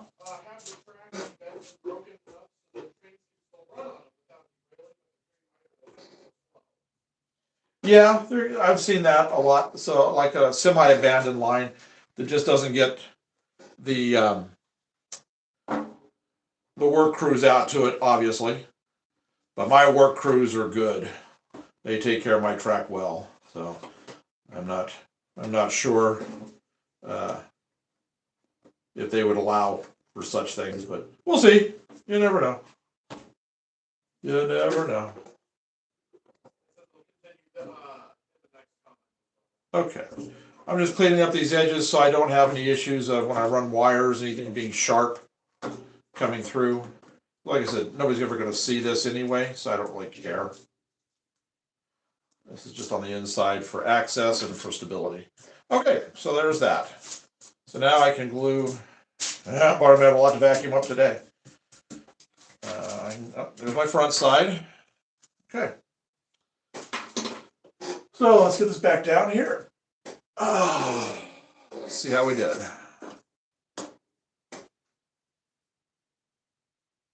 That's good. James says hello. Hello, James. Oh, that's good too. We're good. Harold says the cutout windows came out great. Yeah, they did all right. I'm okay with that. So I can see right here. I think my table's got a bow in it. Happens every time right here. We know this is straight because if you recall, when I built it, I showed you how I laid the yardstick down, and it was perfectly straight flush with the yardstick. And yet you can see here I've got a bit of a bow. I think I'm just from wear and age. I think my table has developed a little bit of a dip right here. So what I'll do is I'll go ahead and put glue on everything, and I'll get the two corners done and the two side walls done. There'll be glue here. Then I'll turn it on its end, and I'll push the bottom up to it, and then that'll take care of it. So I've had to do that before, and I just think it's because my table's just getting a little old. All right, so we will do what we did before, which is we will flip this over. This is the side we're going to work on, and oh, why did I do that? Why did I clean the glue up when I knew I was going to have the glue? All excited I was done with the glue for the day, but I wasn't. All right, so here we go. Nice big bead of glue. St. Haven says I'm currently working to build an engine for my daughter who's 3. I lost the wife to train for her when I brought my train. Oh. Great train show this weekend at the Clark County Fairgrounds in Washington. Oh. Yeah, we have a train show near us too, but I don't think we're going to make it this year. It's in Stevens Point. We have Mad City coming up in just a little over a month, which is huge. And then we have our real local one coming up in March. Those will probably be the next two we do. Train shows are great. St. Haven said taking her with family. Oh, good deal. Well, she'll enjoy it, especially if she likes horns and stuff. And we get lots of live of that with the model railroad layouts. Okay, so here we go. We'll start on this corner. Gonna just try to, doesn't have to be perfect initially because I'll have work time to get it all done here. Not a lot, because like I said, this glue is fast. But I do have a little bit of work time. And I can, anything I don't like, if I get a little overage right here, I'll trim that with the X-Acto blade. Okay. There we go. Getting it now. All right, you notice I have my arrow pointing forward. I lined up with my arrow. Okay, so we're going to push the middle ones in right here. I want to grip those to start off with. Oh, this is a long piece. If I can get that to kind of go, maybe I can get out here to the edge. And the edge will work. Oh, there we go. That'll help. Okay. Now I'll just start working my way down the edge. Derek says, hi everybody, how's it going today? Working on 3 buildings today. I don't have any of those yet. Oh, hey Derek, glad you joined us. Yes, we are working on 3D buildings. These are all ones that we printed this past week, and I got all prepped with sanding and initial assemblies, and now we're getting this so we can get it up on the layout and get it out of the way so I can start working on the next phases of these buildings. And then we're going to be doing scenery in a little while. I'm going to paint rock. I'm going to show you how I did this rock painting back here on the wall, this rock wall. As soon as I'm done with this, I get it in place, we'll do a quick layout tour, and so you guys can see where everything is at. And then we will we'll get to doing the scenery, and well, like I said, the rock will be first. I'll get where's my grays? Why the ones that fell off the table? I have to go digging around to find my granite gray and the black and white. And I'll be able to get that whole section right there done.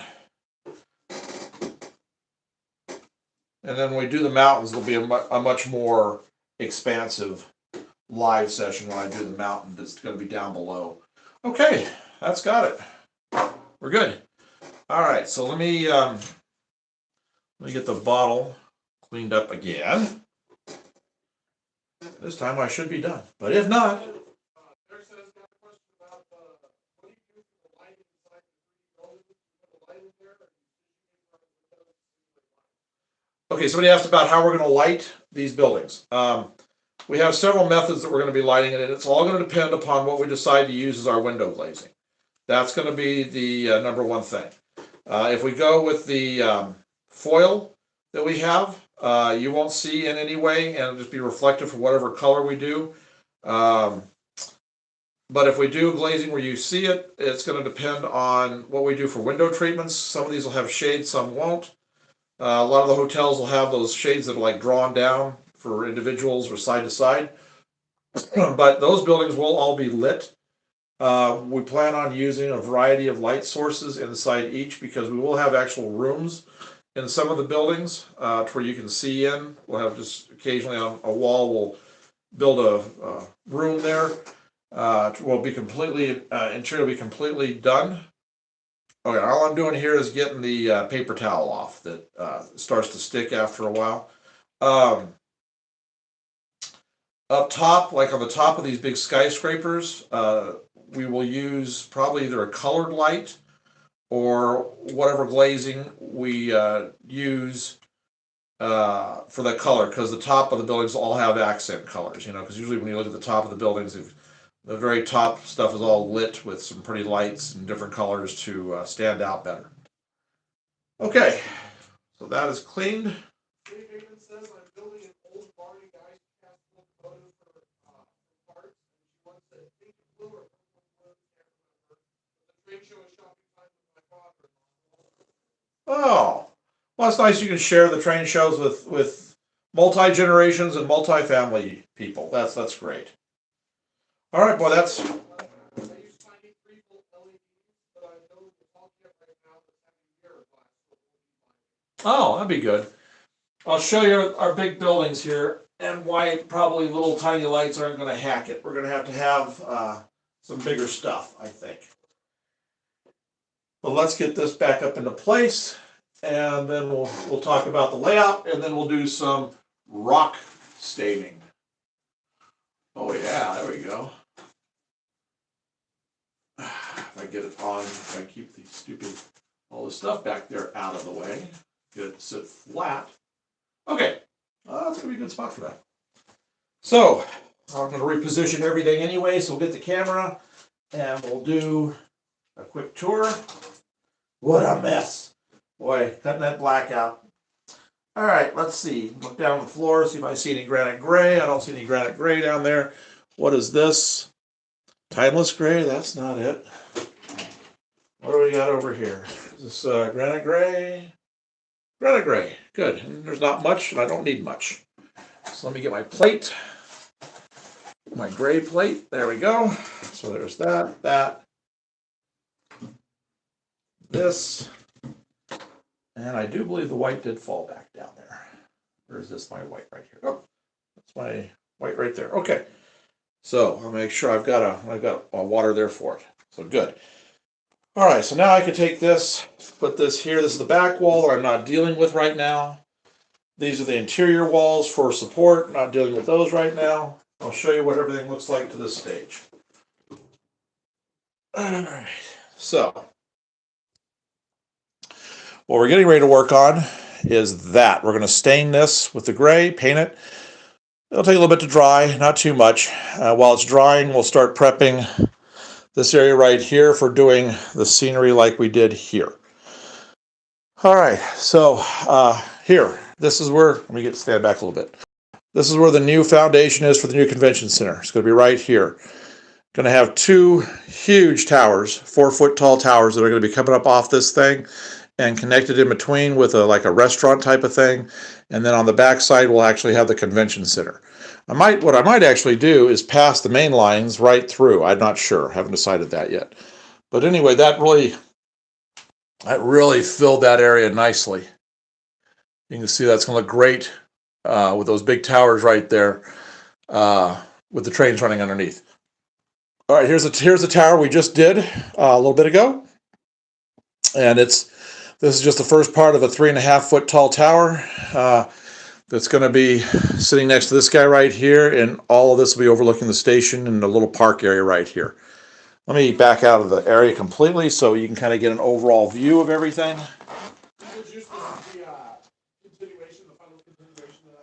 Uh-huh. I've watched plenty of YouTube videos of trains driving on such tracks. Yeah, I have too. Says amazing. Oh, well, thank you, Carlos. Evans says, wow, those are nice. Thank you, Evans. Okay, so here's the new one we just started the foundation of today.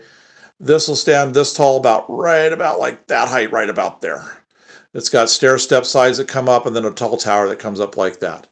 Here's going to be the twin towers that we're going to have over here with the restaurant in between, and they're going to stand about that tall, about right there, side by side. Then we've got another, there'll be a really big tower right here, huge tower, going to go in right here. Not just tall, but very wide. Going to be a huge, like, office building. And then we'll start putting in the big towers all along here. We'll eventually have, I'll step back out here a little bit. We'll eventually have between 20 and 30 skyscrapers all along here. Harold says these buildings are professionally done. Well, thank you. Who said that? Harold. Oh, thank you, Harold. So my son's the one that puts all the files together. I show him, I pick stuff out, we get the file, and then he modifies them to what I want. To give you an idea, this was originally, the file was only going to be, this building was only going to be this tall right here. So we added all this extra stuff on the inside, which I do have some braces here that when I take a break from doing all of this stuff over here today, I'll take this middle section out and we'll put these braces in. There's 5 braces that'll go in here to keep this from bowing out on us. Station will be a little bit taller. It has a clock tower, takes about this height. This building will actually be pulled out a little bit and be sitting over the track some, and we'll have a little park right there that'll have a little fountain and stuff with it. So, Evans says the tallest one we have looks awesome. well, thank you. Yeah, I'm really happy with that one. I love the top of that tower, everything. Kevin says, hello, are you from the Rockford area? Oh, somebody asked if we're from the Rockford area. We're very close to the Rockford area. We'll just go north. I mean, most of you already know we're in Beloit. So we're up on the border of Wisconsin and Illinois. Okay. Kevin says, I'd love to learn to do my own 3D printing. I have a laser cutter I'm working to get set up and use it. Oh, 3D printing is really fun. I mean, like I said, I tell Gabe what I want, and I show him the window style, or we get the file, and he cuts it and does everything for me. And then we just start putting it together. I mean, eventually we're going to have, like I said, anywhere between 20 and 30 skyscrapers, along with all of the little medium height buildings and everything. So this whole upper level is going to be enormous. So those of you that don't know, this area right here, this is our jump track area. This is where all the switching is going to happen, is right here. That's going to allow all these tracks to get over to our helix that's over here. The helix will go up a little bit, not much, but up a little bit, and we'll go down to the lower level right here. There's going to be a mountain back in the corner underneath right here, tons of industry, and a huge station right down over here. The helix is going to bring it up to where we can get up to our double. This will be eventually a 2-line. Well, that really moved on me when I hit that thing. 2-line elevated track that's going to go all the way around. And now that I've seen where this is, I'm going to have it become part of the convention center. They'll come around over here, and then we'll have an area over here. There's going to be a big ship right here. We're going to extend this out about this far right here for all the tracks I need to have. And then right in this area right here, we're going to have a huge grain ship. This will be a very large grain elevator right here that'll be supplying to the ship. So this is all to come. We should probably have most of the city should be wrapped up within 6 months. With the lower level, hopefully within probably about 4 months after that. So I'm hoping within 10 to 12 months we'll have this pretty much done. Okay, so about what now? Oh.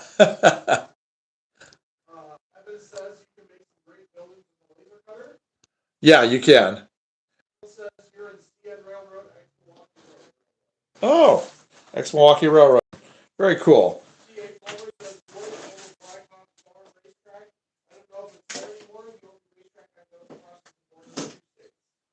That I don't know. I hear race cars all summer long, but I don't know where the track is. Evan says, I'd like to build an elevated line. Bridge support. Yes, we did print the bridge supports for our elevated line. The actual bridge itself that the track sits on, I custom made out of that same black stuff that we use for the foundation of the convention center that we're doing. It's just a combination of both, but yes, on all of the, here I'll show you what was all 3D printed. So all of these little parts right here, all of this support stuff was all done, all of these I-beams were done, and this was all done. That was all 3D printed and had to be assembled.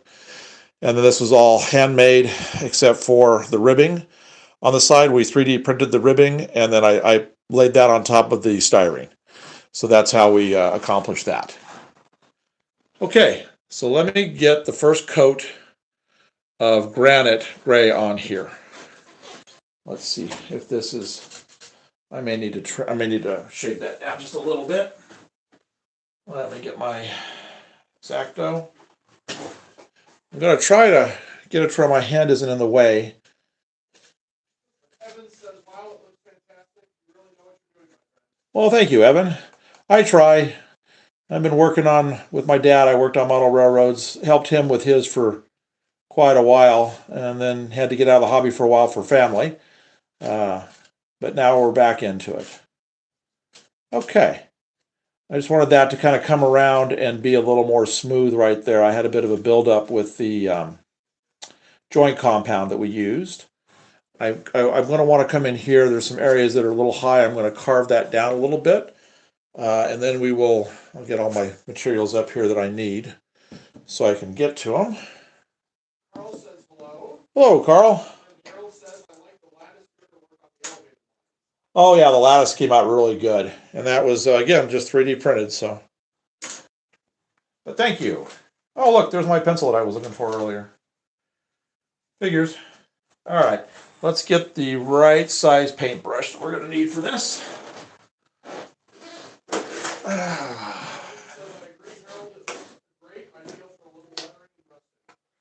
Yes, on the elevated.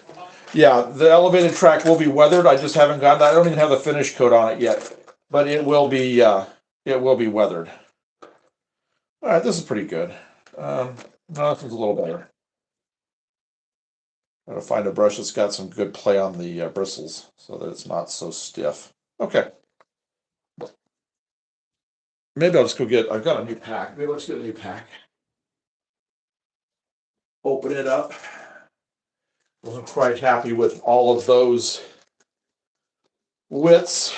Here we go. This is better. Soft, new, everything. That'll work.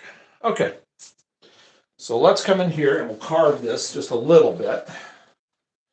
We're going to want this to not look so chunky. So we're just going to scrape some of this off right here. And then I'll come and vacuum all this up after a while. But right now we're just getting some of these areas. It's carved down to flat.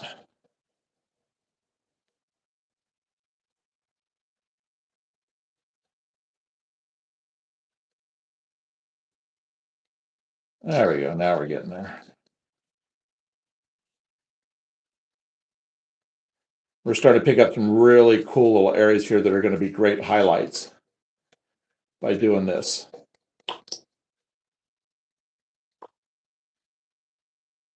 Okay, well, that should probably be pretty good for right now. So I'll get the granite gray. I've got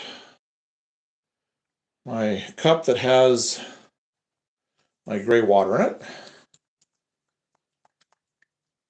We will get this all shaken up. Okay, so this is apple barrel granite gray. I'll try to paint so you guys can see what I'm doing. I'll try to do it like this so you can watch the process on this. Kind of keep my hand out of the way here. I've had people ask me about that. It's just kind of hard when you have limited space to work in as to what you how you work with it. All right, I'm going to take a little bit of water, not a whole lot. And I'm just going to put it on the plate here. I don't know if you'll be able to see that. I'm getting kind of just a little bit. We want it Not the inconsistency that I usually work with, but we want a little thicker, but we don't want it to be just straight paint either. Okay, so we're going to come up here on top. This is going to dry really fast.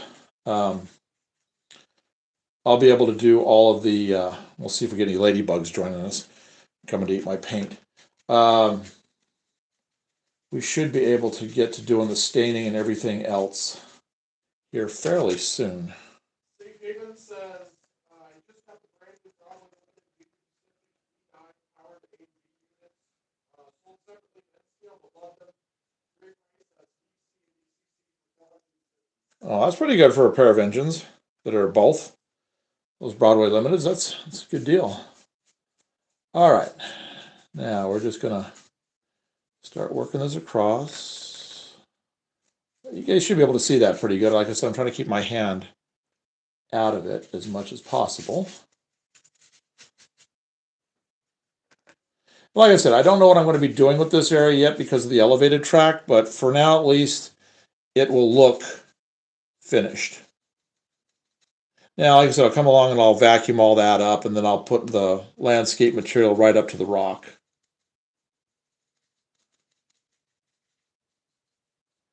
We'll kind of blend this over onto the rock there that's already been painted on the other, around the corner.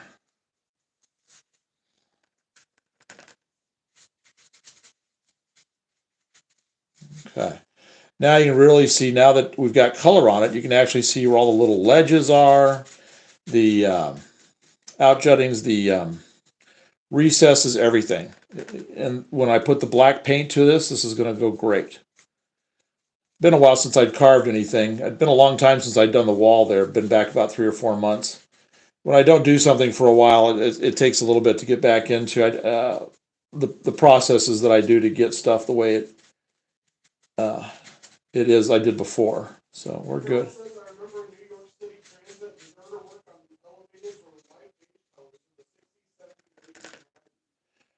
Yes, I've seen the colors on the elevated stuff change. A lot of them are blue now. At least I've seen quite a few blue. Okay. Kevin says, I'm in Moscow just south of you. Are you in the train club in Beloit? Oh, somebody asked if I was in the train club in Beloit. I didn't know there was one in Beloit. I know the one in Rockford. My dad was a member of that one for years. I'm not a member of any clubs right now.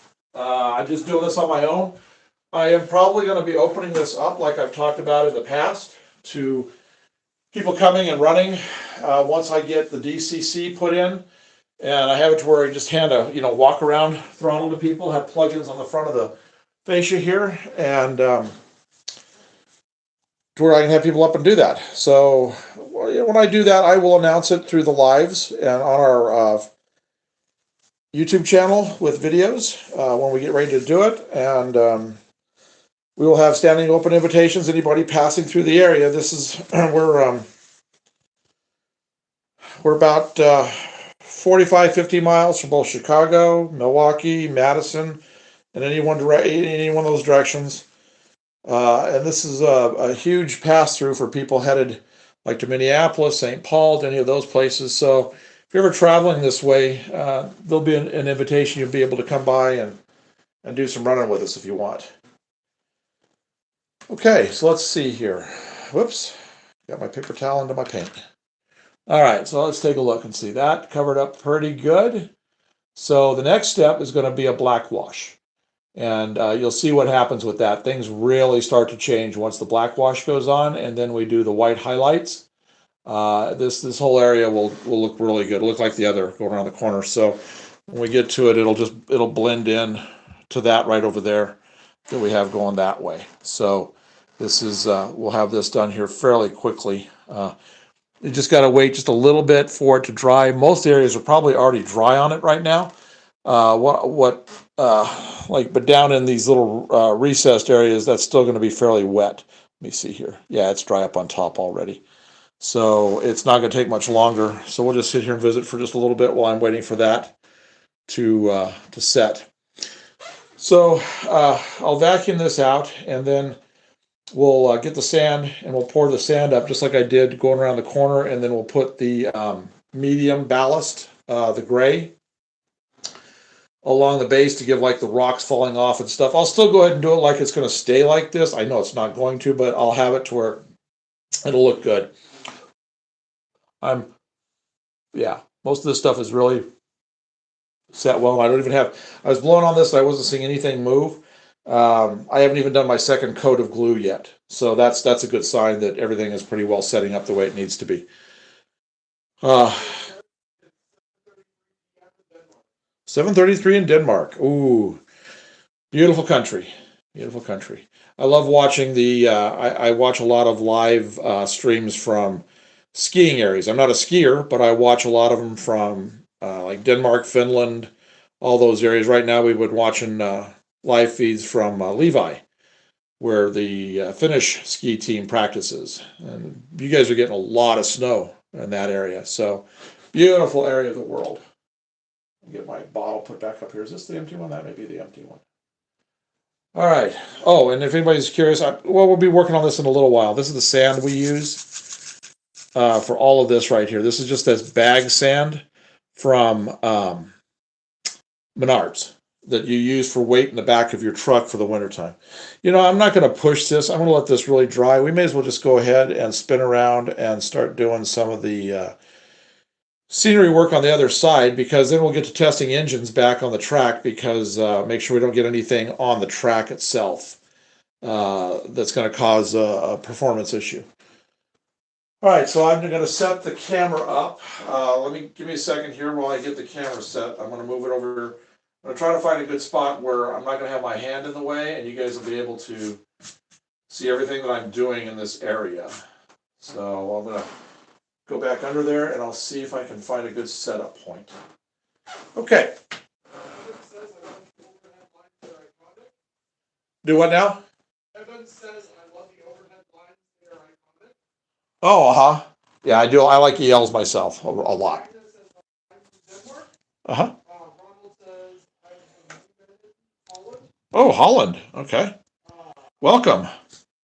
Dave Haven says, most of my kits I buy back from Mud Creek Novels, Frank and Natalie, awesome people. If you've not seen what they do, you can check them out. They do wood kits and 3D details for NHO. Oh, okay. I haven't done a lot of wood kits myself. I've always wanted to, because I like how guys use different layering of paints to make it look like paint scraped off and you see the wood underneath. I think that's really cool. So it's something I may do. Let me see here. If I work on this. Oh, yeah, we can do that right there. Okay. All right, so let me get the materials I'm going to need. I just restocked my glue today. I'm hoping, I've got my Ajax down there. I use this. This is part of what I use in addition to the sand. And let me get the coarse turf. Okay. Now this is the other. So we're going to work on this for a little while right now, while I'm waiting for the paint over there to dry, and then we'll go over and we'll stain those rocks. We'll get the dark in. You're going to love seeing that black go on that. It just changes everything. It gives you all those shadow areas. Okay, so try not to hit my back. All right, so let's get the glues all set up. Oh, this is the what I use the water I use to clean out the eyedropper with. I use the eyedropper for the glues, and this is, I just restocked it. This is the glue I use. This has got essentially 1/5 of it is glue, then 4/5 is water, and then just, I don't count it as in the mix, but then I put in a couple of really decent squirts of Ajax. And if you weren't with us before, the Ajax is a penetrating material that allows the glue to get down into the scenery material and locks everything together. So on this that we're doing with this kind of scenery, but it's really important on ballast, because otherwise the glue beads up on the top and takes the ballast down with it and rolls down the side, and you've lost your ballast on top. All right, I'm going to get a paper towel roll over here, so I've got this with me.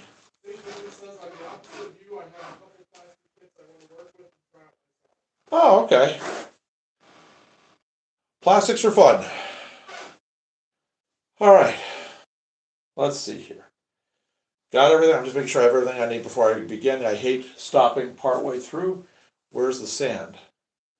Is this my sand? That's my sand. Okay, so got the sand. Get the little cup of sand. All right, so we'll do this for a little bit, then we'll go over and we'll work on painting that rock. I just need to give a little bit of time to dry. So we get put this right here. Get that off. All right, so just go in. We'll just start. Like I did before, I will put the earth down first to try to get some texturing going where it builds up, where you have, it's not such just a flat surface. So all we're doing here is just, I'll do about to there. I'll put earth into there. Squeeze that out and put this back in. Okay. So what I do with these is I pour some into the cup. Or not the cup, but the lid. I'll show you. Just so I can grab it easier. So that's all we do. And then we'll just all we're doing here is building up an area in the middle that will be a high point area of the dirt.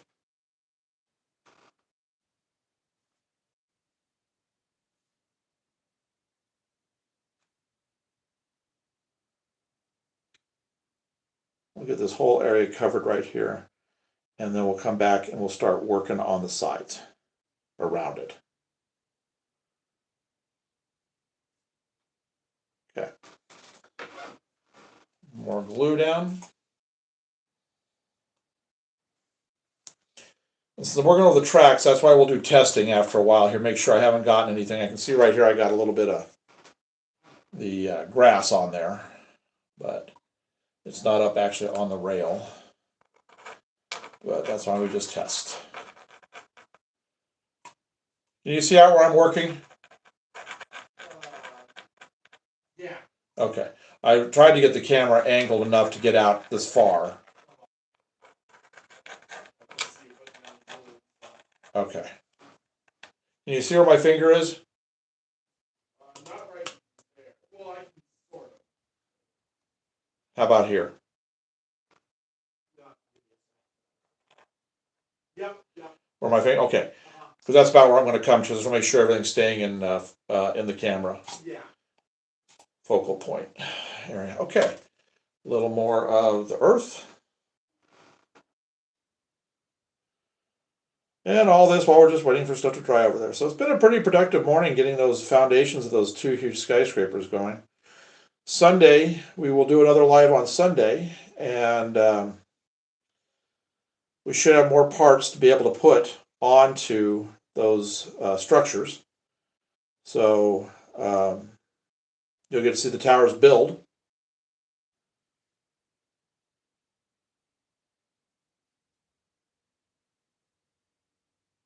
It's always fun to watch them grow in height. You guys have missed all that on the previous ones. I just kind of had them already done and just put them into place, but you're going to get to see as each one goes up, as I'm working on them all. I'll work on it, and you guys get to see as we do it. We get taller and taller. I'm going to really work on this corner back over here where the station is. Try to get most of the rest of the buildings, the big towers that we want right there. I'd like to have that corner kind of finished up. What I really got to do is I've got to build the platform that's over the tracks. That's kind of a necessity at this stage, because I can't really move buildings around and put them in place until that's done. So that maybe I'll print up. We'll print up this weekend, since we can't go anywhere tomorrow because of the snow and there's nothing. I mean, we could, but we're just not going to get out in it. Maybe what we'll do tomorrow is I'll take measurements, and we will actually on Sunday maybe we'll build that platform and see how I build my I-beam platforms for stuff. It'd be kind of similar to what we do for the elevated track. Just a lot more expansive because we've got to cover a big area. So we may just wind up doing that. I like building the I-beam stuff. They're kind of fun to do.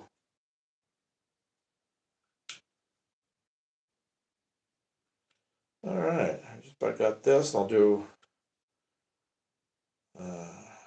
next will be the sand, and then we'll let this dry for a while. We'll go back over to the other side and work on the rock wall once I get the sand down. I need more light over here until right now. Well, I've got a light housing up there, but the light was an old light that was in it from the plant growing days, and it's burned out. It burned out. I didn't realize that when that housing was burned out. So we need to get one, and then this whole corner will be lit up. Oh, here's what I was talking about. Somebody was asking about the deadlines. Here's the two deadlines are going to come in where it's a track that no longer being used, it's all going to be overgrown. Hobo encampment here, probably some wrecked cars, things like that. So that's what'll be there. All right, so I'm going to pour the rest of the.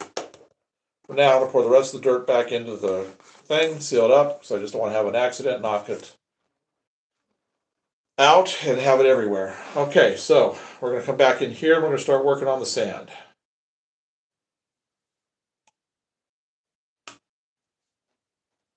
So right next to this, we're just going to come in here and we're going to start putting this in right along the edges, and this will seep into all that I've already done.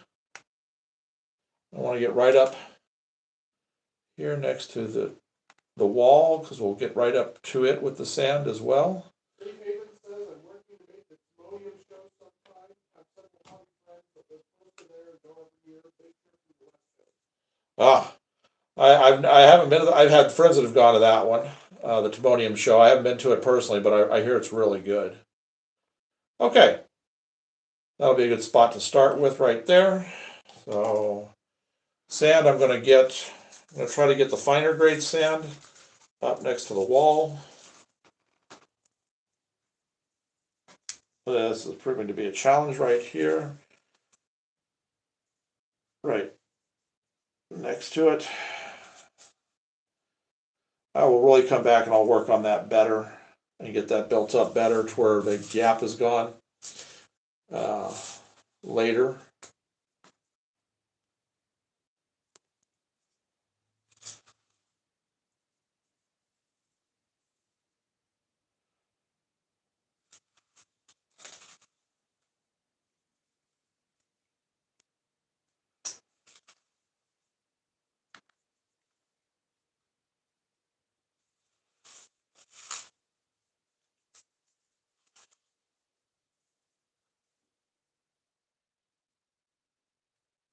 Okay, we are definitely moving along now.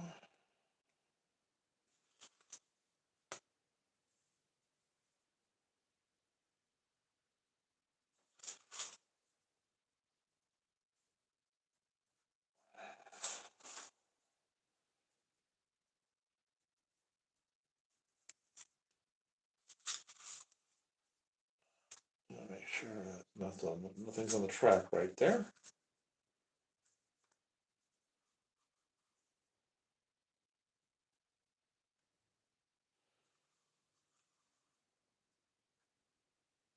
And again, you can see why I paint the undercoat this brownish red, because I'll leave some of those areas, like I said before, I'll leave some of those areas to where you can see the paint coming through.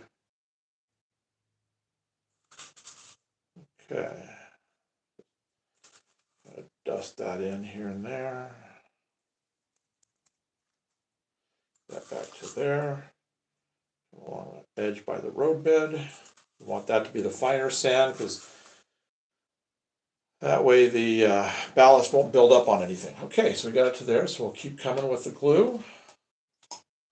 Almost got this section done.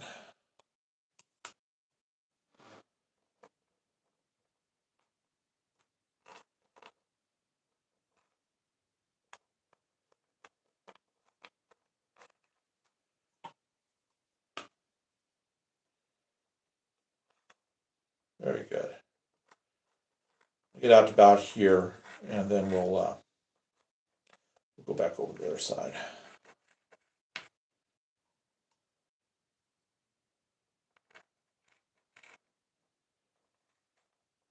Okay.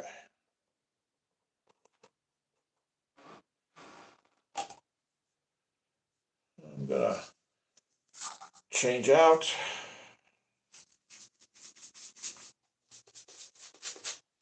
Try to get some of the good sand right up on top, which there is now. Finer stuff.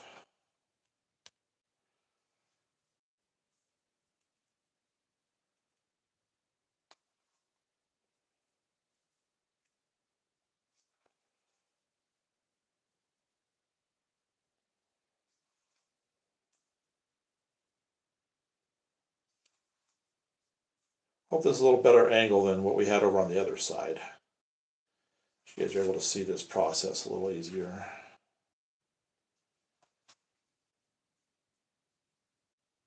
And people asked last week why I don't use a shaker. And I like the more controlled aspect of doing it this way. Then it's just like sprinkling salt or pepper or whatever. Allows me really to place it exactly where I want it.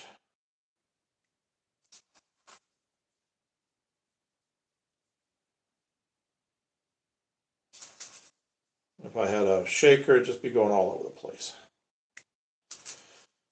I mean, those are great for covering large areas quickly, but I'm never in a hurry. I can take my time doing this.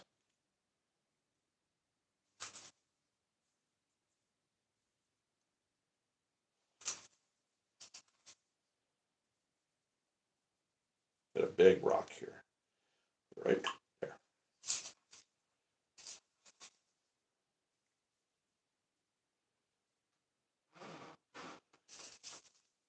Let's see how far I came out.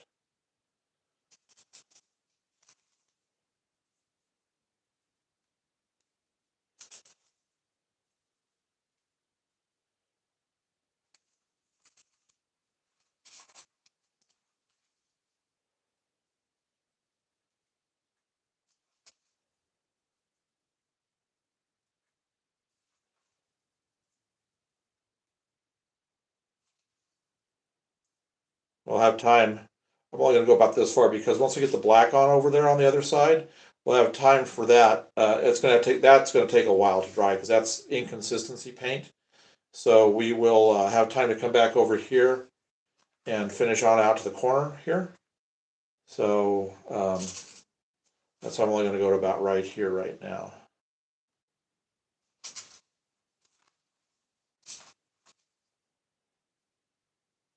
Okay. And I can position the camera a little bit better so it comes down a little further. All right, so we'll stop right there for right now. And we will go, like I said, we'll go move the camera back over to the other side.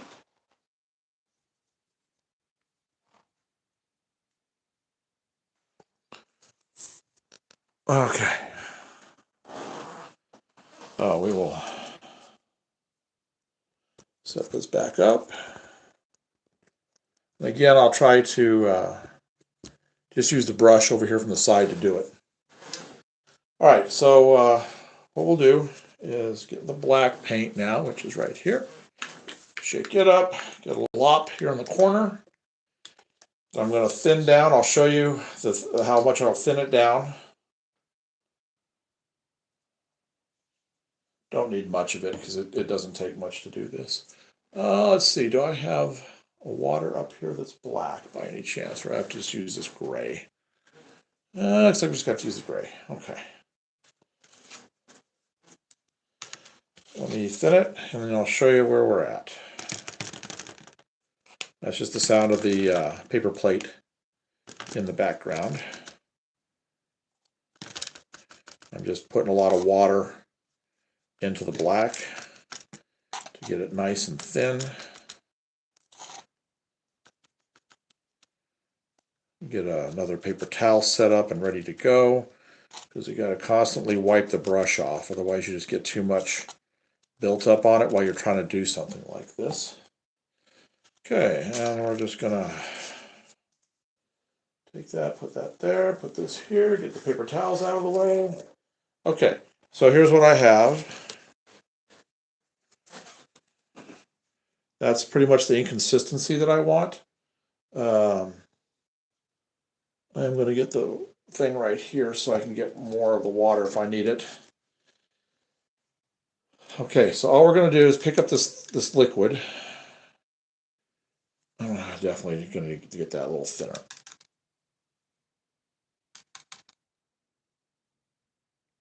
Okay.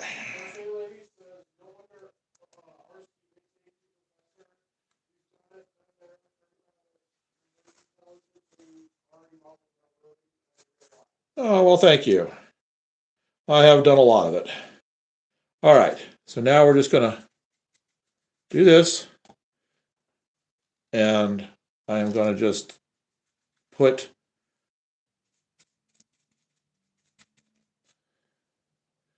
a little bit of water on, like this.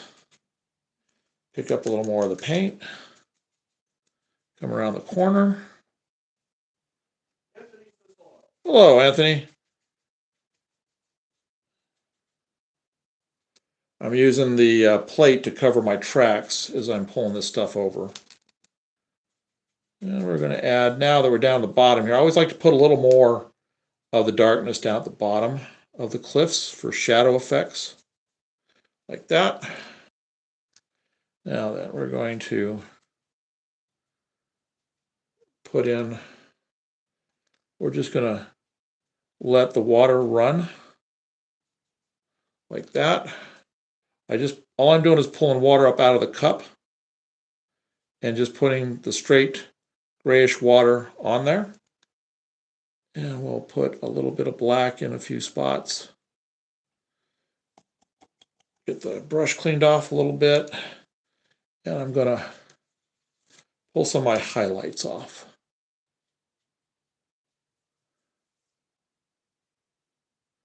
Just like this.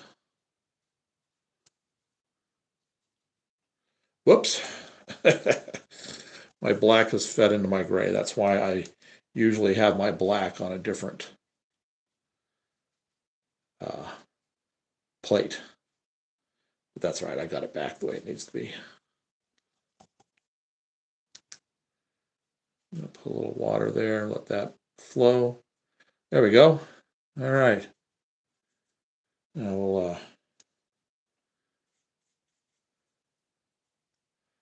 where it's coming around the corner, I'm going to just go ahead and blend it out over here, like that.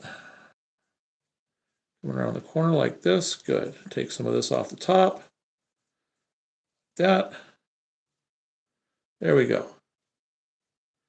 Come in, get a few little areas. Okay, that's pretty good. Now, all these light areas here, this will be the granite gray with white mixed. And I'll come in and I'll hit top edges of everything and drag it down a little bit on my upper areas like this. So that's the final step on it. So there's your shadows. I think I'm going to put a little more right around the base down here. And just kind of bring that around. And this over so I don't drip on my thing, and we'll just let that flow right there. Now, all this is getting onto the scenery. I'm just going to go back in because I've got to put all the sand down here anyway, and I'll just drop sand right on top of that, and you'll never see that again. That's all you got to do. You let the water, you just get a lot of water into the brush. You let the water do everything because it's going to make all those the black paint get down into all the recessed areas. If you've never done this before, it's really easy to do and it's fun to do. Evan says the dark paint really makes the detail pop. It does. The dark paint does help. Now we get the light on here. That's when it finishes up. Because here, let's see. Can you actually see it? No. You can see there. You can see how that white really makes those top edges really go well and really stand out. And that's what's going to happen right here in a little while after this dries. So while we're letting this dry, we will go back and do more sand. Just moving back and forth from side to side. So I'll put this plate away for right now, and then later I will I'll mix up a granite with white to get the light highlights. And I'll show you the color we'll get with that. I'm going to turn this like that so that it all flows the other way. Okay. So that's starting to get there. And there is definitely a difference. You can definitely see a difference with the white areas here. But we solve all that with the final coat. Okay, so let's go back. And I'll set up in a little better of a spot so that you can see this area out over here better. Duck under, duck under, duck under. Get this up like this. Put this right here. There. By the time I finish this area, we should be able to get those light highlights on. And it's really dry. Now I'm looking at it from this side. It's really blending in well with what I had originally over there on that side. So when I get the light highlights on, you're not going to be able to tell where I stopped and where I began again. This is what you want to be able to do. All right. So let's see here. I don't know why I have that there, so I'll put that in the trash can. Okay. So we're still working on the sand area. We'll just finish the sand area up right here.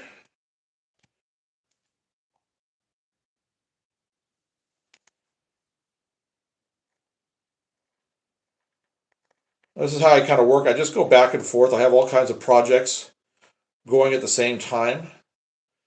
And at the beginning of the day, it seems like there's just a mountain of stuff that has to be done. But you just keep moving back and forth like this.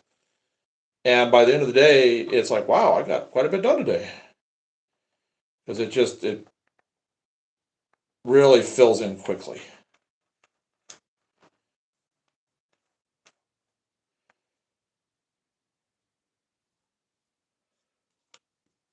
And then after we get done with this batch right here, we're going to do some test runs. Just make sure I haven't got anything on these two outside tracks, plus where I've been dragging the glue across the track itself. I want to make sure everything there is good.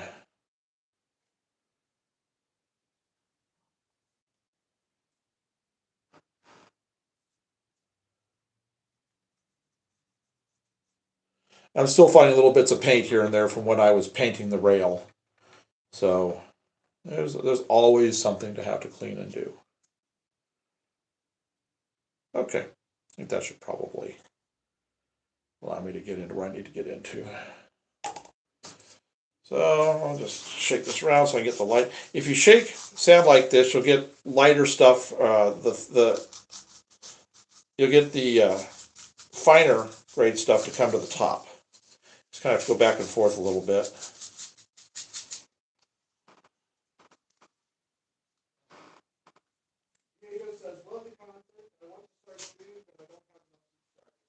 Oh, well, give it a shot. You can always just, people love to watch what people work on and do. I do too. Boy, there's a couple of live feeds that I love watching.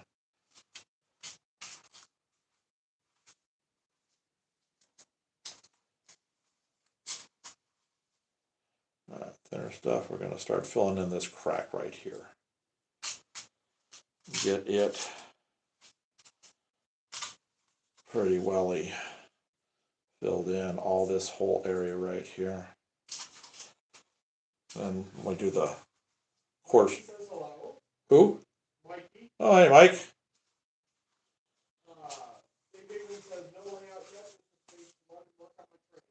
Oh, that's all right. Layout can always come later, as long as you got a place where you can work on them. There you go. Oh, great. Thank you, BNSF. Not yet. It is one of the bucket list engines. I love the T1. Those duplexes are really cool. I also love the S1 they have. The, what was it, the 646 or 666? I don't know. 646, I think it was.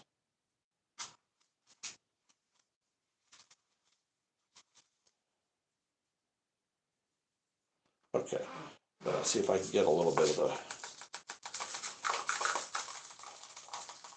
grittier stuff into here. So I can get to more, there we go, get to more of the sand stuff on top.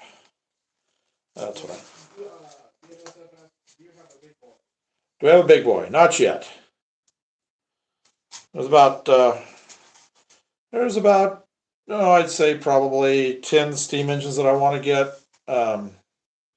Big boy's one of them, Challenger, the Yellow Belly, the Blue Goose, Hudson, New York Central's Hudson, Streamliner, Duluth, Mesabi and Iron Range, Yellowstone, Cab Forward.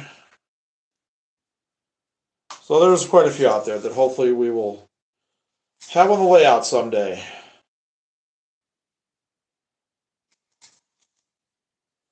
I'm going to fill this gap right here up.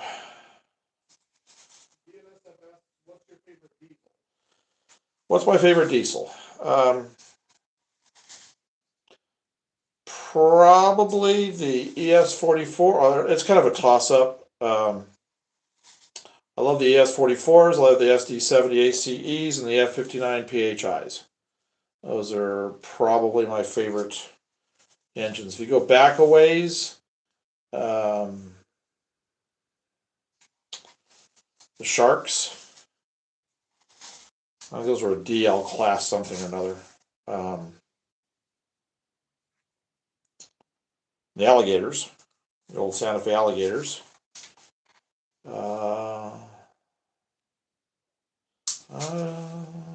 Well, F7s if they're the right paint job.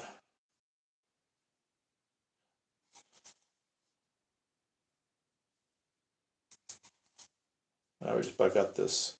Evan says I just had a new building constructed, the benchmark built on with the new layout, 25 by 12 feet. That gives me plenty of room for the benchmark area. Oh, 25 by 12 feet. That's a lot of space. I'm working with 6 foot by 7 foot.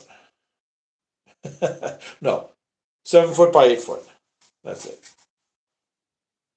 So I envy that amount of space. Kevin asks, is this your first rodeo or do you have another layout? I've built a number of layouts with my dad over the years before he passed away. And as far as my own layout, my own personal layout, this is the first. And this is actually the first time I've worked in N-scale, too. So there's a lot of firsts here.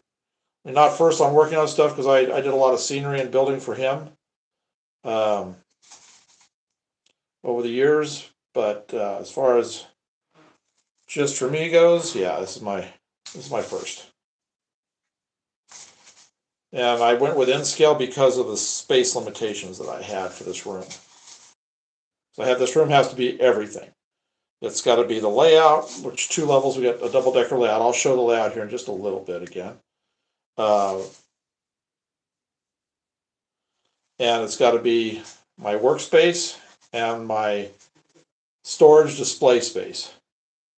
You said it. You said the 6'7". What? I said 6'7"? Oh, okay. Oh, yeah, when I was talking about the size of the layout. I wasn't even paying any attention. My wife's being driven nuts by that. She's a teacher at school. Great school, obviously. And that was such a big thing. Well, still is, but it drives her nuts, so. Okay.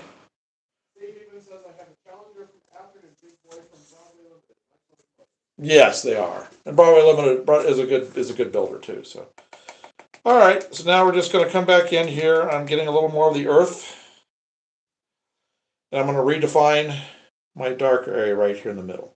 BNSF says I swear model trains are like iPhones. They're so expensive. Some of them even go up to $1,000. Oh, I've seen trains go for a lot more than $1,000. Yes, they are expensive. If you get into custom painted brass, the 1,000 is like a down payment. Simulator guy asks, what era are you modeling? So he asked what era we're modeling. Mostly modern, but I am going to have a nice I'll hire a bunch of guys and I'll have a good restoration crew that'll be putting steam engines back on my lines for me. Uh, and I'll be running some really cool steam engines with it. You said 6-7 again. Yep. I'm not doing the hand thing though. So, all right. That should be pretty good. Looking at the comparison to looking at the other side. Yeah, I'm getting my sand area right here that's going to be the good transition from the regular landscape material to my ballast. So I'm pretty good with that. Okay. So we'll put that up. Put this here. Let's see. So we're gonna go. I'm gonna go. I'll be right back. I'm going over here to check see if this stuff's dry. Nope, not yet. All right. So since it's not dry, we are gonna go ahead and put the turf in. The coarse turf. Okay. So this is the coarse turf, and I use this for the bushes. So I just kind of just shake it and let it fall where it was gonna fall.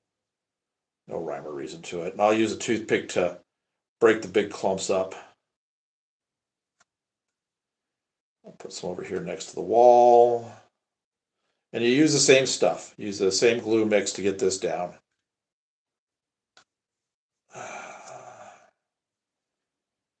Put a little clump right there. A bit out here.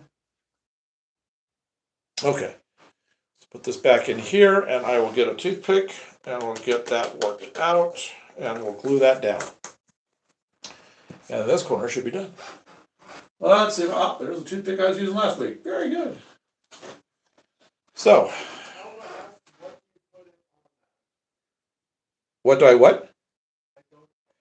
I use just a white Elmer's glue, thinned down with 1/5 glue to 4/5 water and a couple of squirts of Ajax detergent.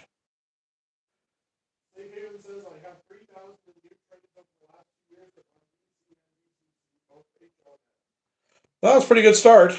The 3,000. It's a Cygnus. It's a Cygnus.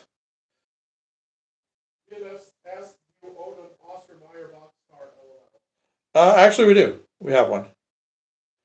It's actually one of my dad's. He used to get the billboard cars, and so he actually has most of the food manufacturers. So there was the Oscar Mayer, and he had the whole Hy-Vee bunch, and the coffees, the Maxwell House, all that kind of stuff. Popsicle. Okay, there we go. That's a nice little clustering there. So now we'll get that wet down. It is, but it's a good Cygnus. You'll be doing a lot worse things with your life than doing model trains.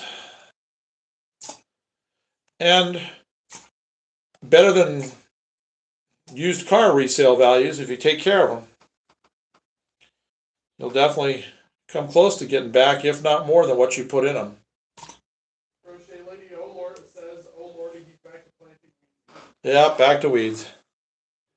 All right, so now this is why you put the detergent in. Look how it's not beating on anything. It just goes right in and it's going to glue all that right to the surface. That's why you always put a couple squirts of that Ajax into any glue mix. And like I said last week, I'll come along here after this is all dry and everything, and I'll mix up a really good color of a yellow-green, and I'll brush highlights on the tops of all of these bushes and weeds with a yellow-green to make a light reflection. And it'll really stand out nicely. Harold says, "I have Jello Starkist and Mason Dots." Oh, yeah, dots. He had dots, but not the Star-Kissed. Kevin asks if you've been to the train store in Woodstock. We've been to the train store. No, haven't been to that one in Woodstock. I didn't. I've been to quite a few around here. There's one out in Monroe that's really good. And course, Hobbytown. You guys know how I like Hobbytown. I'm not sponsored by them. I just like going there. Lots of good stuff. We go to that place probably 3 or 4 times a month when the budget allows. Great Northern says, hi all, is this Friday live a regular thing? Somebody asked if this Friday live is a regular thing. Usually, yes. We've done about three, I think, 3 Fridays now. Our biggest regular day is Sunday. We've done almost every Sunday since we've gotten started doing the live streams. So that's actually the more common day. But sometimes we mix things up a little bit. We'll do if I have something that's really cool that you guys might like to see, I'll throw it up in the middle of the week, and because otherwise I'll have moved beyond it, and it may already be something that's covered up by something else. So, but generally we try to go Fridays and Sundays. Now, see how look at that. That's not beating up on any of that. That's just dry sand. That's why that detergent is so important. I have a really good mix. Sometimes it takes me a while to get the mix just right because I don't use measuring cups or anything. I just do it by eye, and so I'm really happy with this mix that I've got going here. So all I'm doing nowadays is this cup I've got is just like an active live cup. So all I do is when I add water to it, refill it, I add a little extra glue to it, and a little bit of the detergent to it, and it takes care of it. I can keep extending it. So I really like how this batch is really going. Dave Higgins says, I've gone to my local print shop, they buy estate stuff for the hobby. He has a whole lot of NCL and HOCL stuff he puts in a used closet for people to buy at deals. Radio cards, most I spent was $10 for rolling stuff. That's a good price, $10 for rolling stock. That's about what I pay for it at train shows. Hobbytown doesn't do a lot of used. If he gets some in, I have seen before. He'll have a little shelf that he'll put stuff up like that on. We actually bought some bridges, some in-scale bridges there. Really nice. There's a train store in Madison, Wisconsin, that gets collections in all the time. So that's a good source for either consignment stuff or good prices on used in good shape. Kevin says, check out the Woodstock one, not that far. He's got a lot of NCL and other big things up there. I'll have to. Yeah, I'll check out the Woodstock. Billy B asks, my good sir, what glue are you using? Okay, the glue I'm using, I keep in this, and I just keep adding to it. When I made the initial mix, I filled it up to about right here with white glue, Elmer's white glue, or any white glue will do, except for wood glue. You just want a regular white glue. Fill the rest up with water, and then 2 good squirts, maybe 3, I can't remember this point, of Ajax. And then just mixed it all together, and you test it on a little area to make sure. I'll show you what you want to see. You want to see that. You see how that's just penetrating and not beating? That's what you want. If you don't get that, add more detergent. It's really important when you get to ballasting that you have your mix right. But once you do, it's around to blast in a hole there because I dropped it from too high. There we go. I'll just come back over the top. Otherwise, your ballast you put a drop, you have your ballast you're taking all your time to put your ballast here, make it look really good. Then you come in here and you put a drop of glue. If you don't have your detergent right, it turns into a little ball. It sucks all the ballast up on it and then it rolls down the hill. So it gets you back down to your roadbed. So, but if you have the mix right, it just goes right in. We did a live video, when I was working on that corner over there. I'll go back over there and I'll show you guys how it came out. Simulator guy says, I've never heard of using detergent and glue. I'll definitely have to give that a try next time I'm laying down sand on the layout. Yeah, detergent is here. I'll show you here in just a sec. In fact, because I let this dry, and before we go over and do our light highlights over there, I'll show you how it works, what the results you get. So let me grab the camera because we're going to reposition anyway. Because I think by the time I show you this, it looks like that black is all dried. Okay, so here is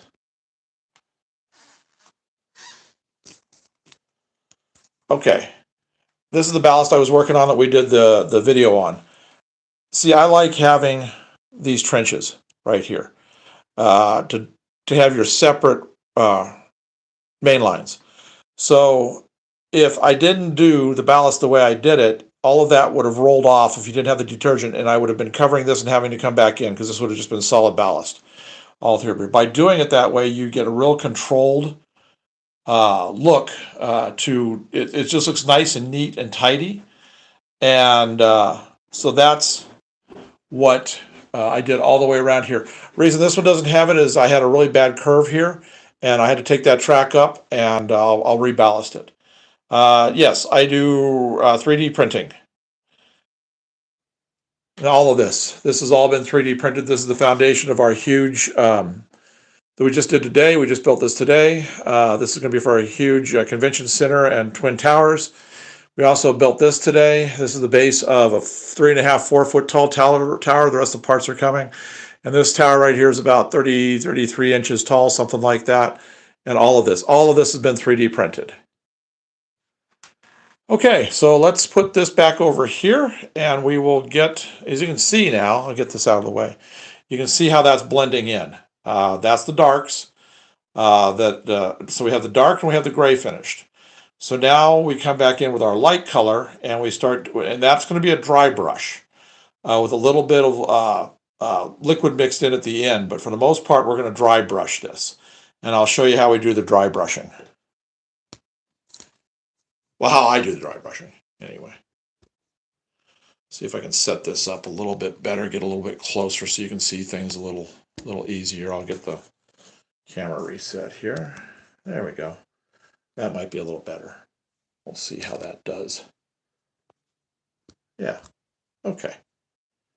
All right, so let's get the mix made up. I'm going to go to a different plate. That other plate has turned into being really wet, so I'm going to find another plate I've got here that I can use. Yeah, there we go. All right, I'll get the water.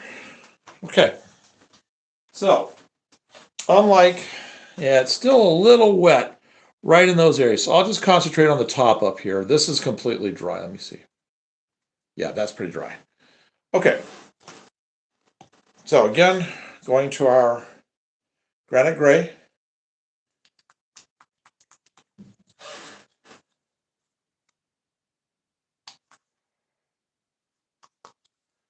So just to start off with, I'm just putting a small little dollop of it there. And we need a little bit of white. This is apple barrel, just pure white. Just white, is all it says. So I do about a 50-50 mix, close to it. So we'll have a little dollop there of the white. And all I'm going to do, it's kind of out of camera, but we're just knocking that gray down. That's not quite enough just yet. I think I need to add, it's pretty close, but it always dries darker. So I'm going to put, well, you know, I can always come in and lighten it a little bit more because I did all of this in a single run, so I was able to keep my colors the same. So that's pretty close, actually. Okay. What you do to do a dry brush is once I get everything mixed, I just come in and I just wipe off a bulk of the paint, okay? I'll get this out. Have I? No. Okay, so now we're going to take this that has just a tiny little bit of color on it. And we're just going to start very lightly. Don't push hard. We're just going to start doing this. Jelly Bean says, I thought that isopropyl alcohol missed it first was quite a good way when I watched you do it, but I've not personally done it. The alcohol's fine. I just found that I've been doing the other method with the detergent for a long time. Allison says, hey, not sure if you remember me. I was here a few weeks ago. This looks really good. Oh. I did a lot, actually. Well, thank you, Allison. I remember the name, yeah. Okay, so we're starting to get this. All I'm doing is just lightly, and what it's going to do is it's going to catch raised areas. And I just drag it back a little bit. Simulator guy says, oh, so the tournament is a binder. That's actually pretty cool. Uh-huh. There we go. And that is blending over here really nicely. I think my color is, I think I got my mix right. I think it's going to be okay with what's there. Harold says these tracks resemble the Cato unit track. Oh, the tracks I'm using look like the Cato unit track? Yeah, a little bit, but that's just because I've painted the roadbed gray. Okay, so now we've got this top edge right here done, and we've got a nice white leading edge starting right here. So now we're going to want to drag this color down. So all I'm going to do, same, huh? Jason says good. Good afternoon, Jason.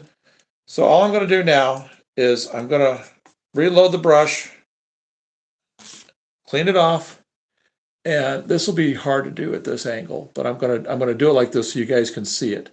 I'll start here. Same thing we did on the top.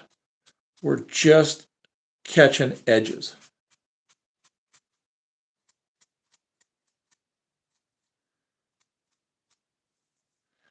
Spin it over. I know there's a little ledge right here that I wanted to get. Same thing here. Now we're starting to get the color coming in. Good. All right. I'm going to clean the brush off. I think I got into a little bit of black there that was still wet. If that happens, just clean your brush off, make sure it's pretty dry. So all I do is just clean it off, make sure it's pretty dry, and then I'm just going back into my paint again and wipe it off. All right, so I can still see a little bit of black that's wet right here, so I'm going to just concentrate right here. And I'll save this for last, and I'll still do it, but I'll make it last so I don't have to keep cleaning my brush. So I'm just going to... That guy says so proud of you. Do what? That guy says so proud of you. Oh, well, thank you. Jason asks, what do you mainly model, HO or N? I've done mostly HO, but my space is limiting me to N scale now. So this is all N scale.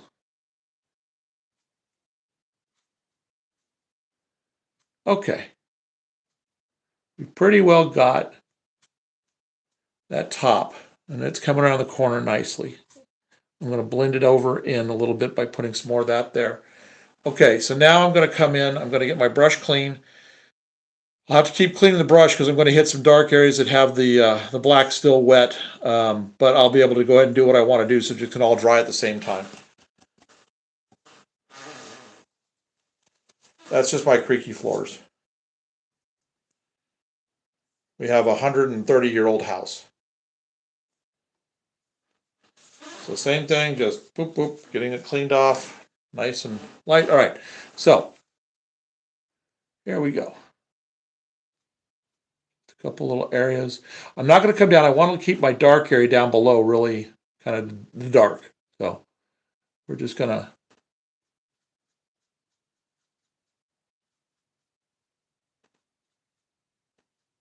just get a few little areas like this.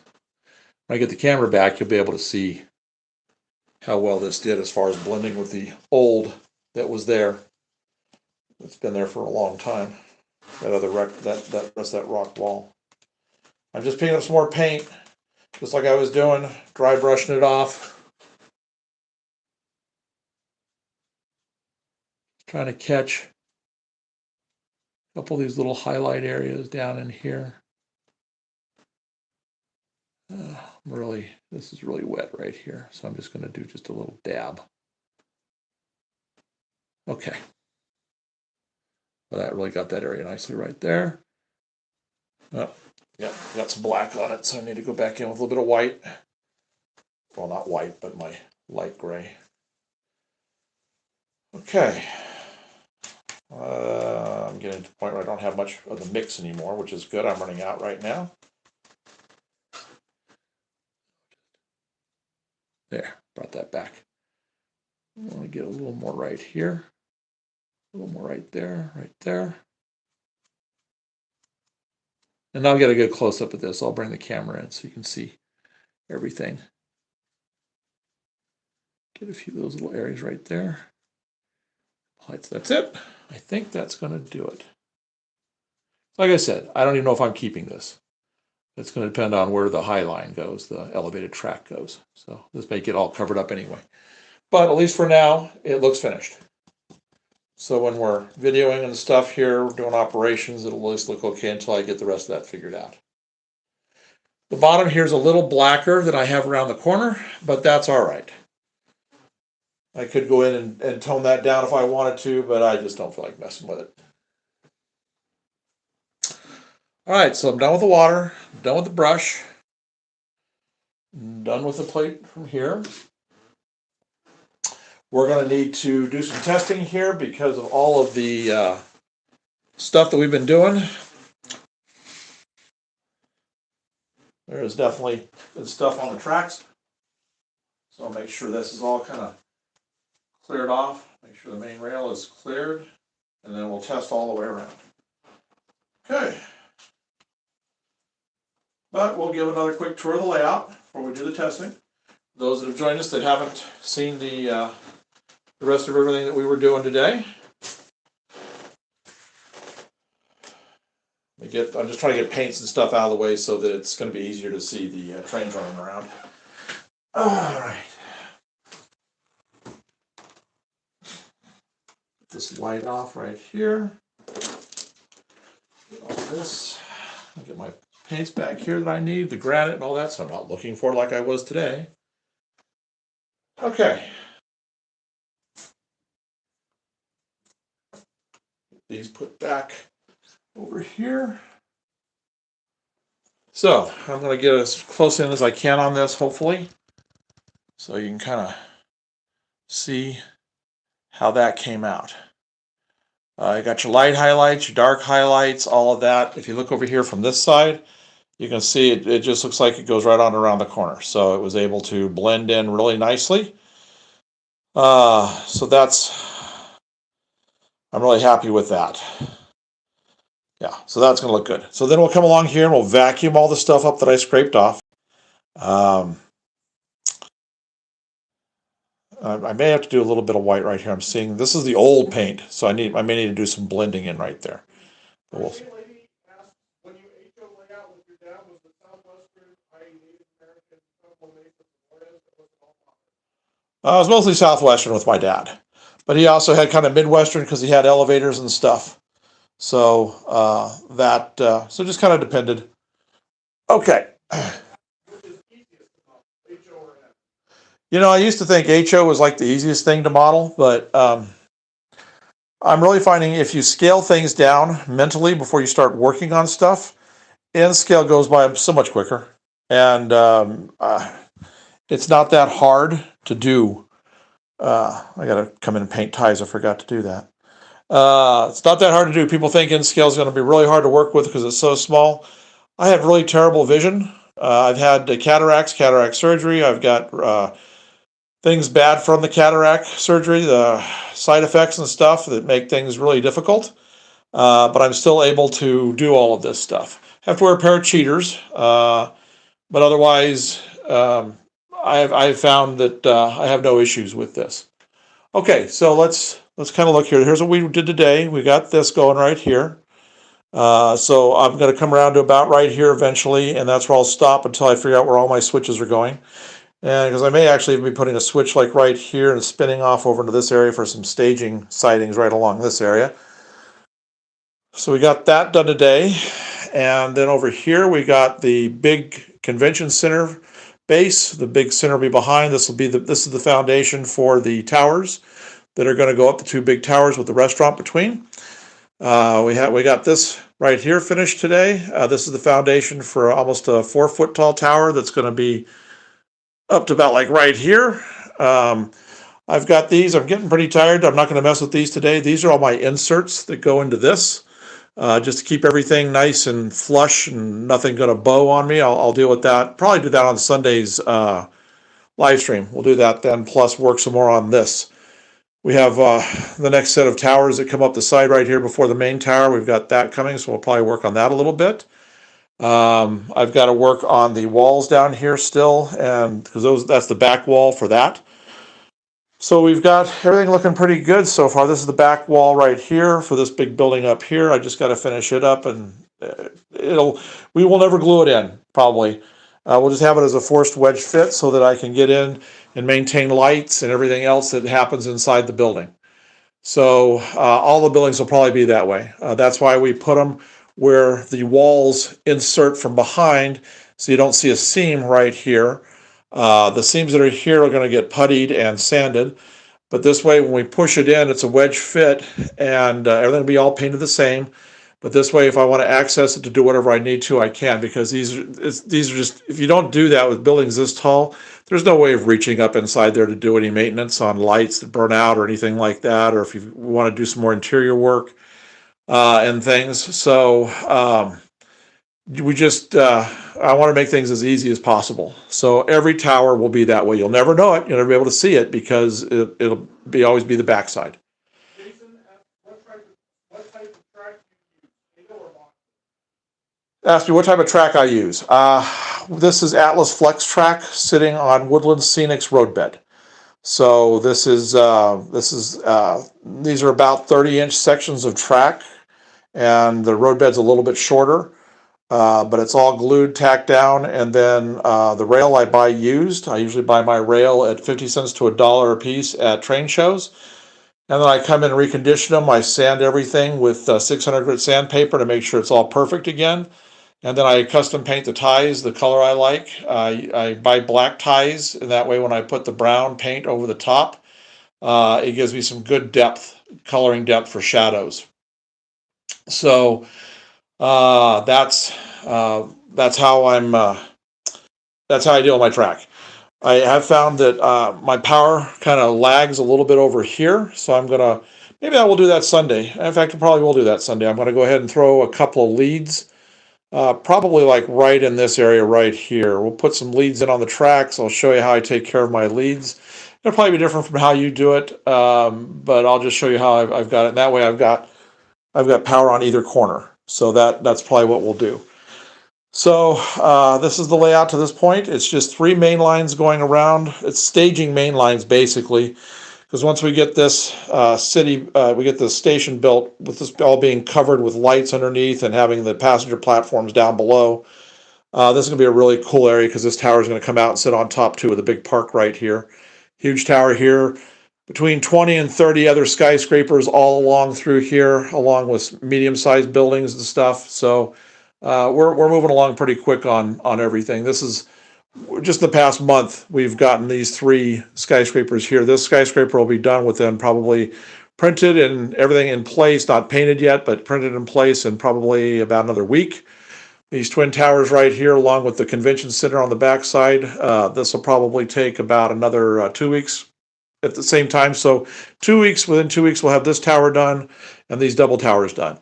Over here, we're going to put in a monstrous, really wide, probably about at least 2/3 the width of this window. Huge office building. It's going to go up. I'm going to get rid of this shelf right here, and it's going to go way up. It's going to be just this huge bank of windows right here. Monstrous building is going to go right there. And then just other towers mixed in. So, and then down below, the helix that we're going to put right here will get us to down below.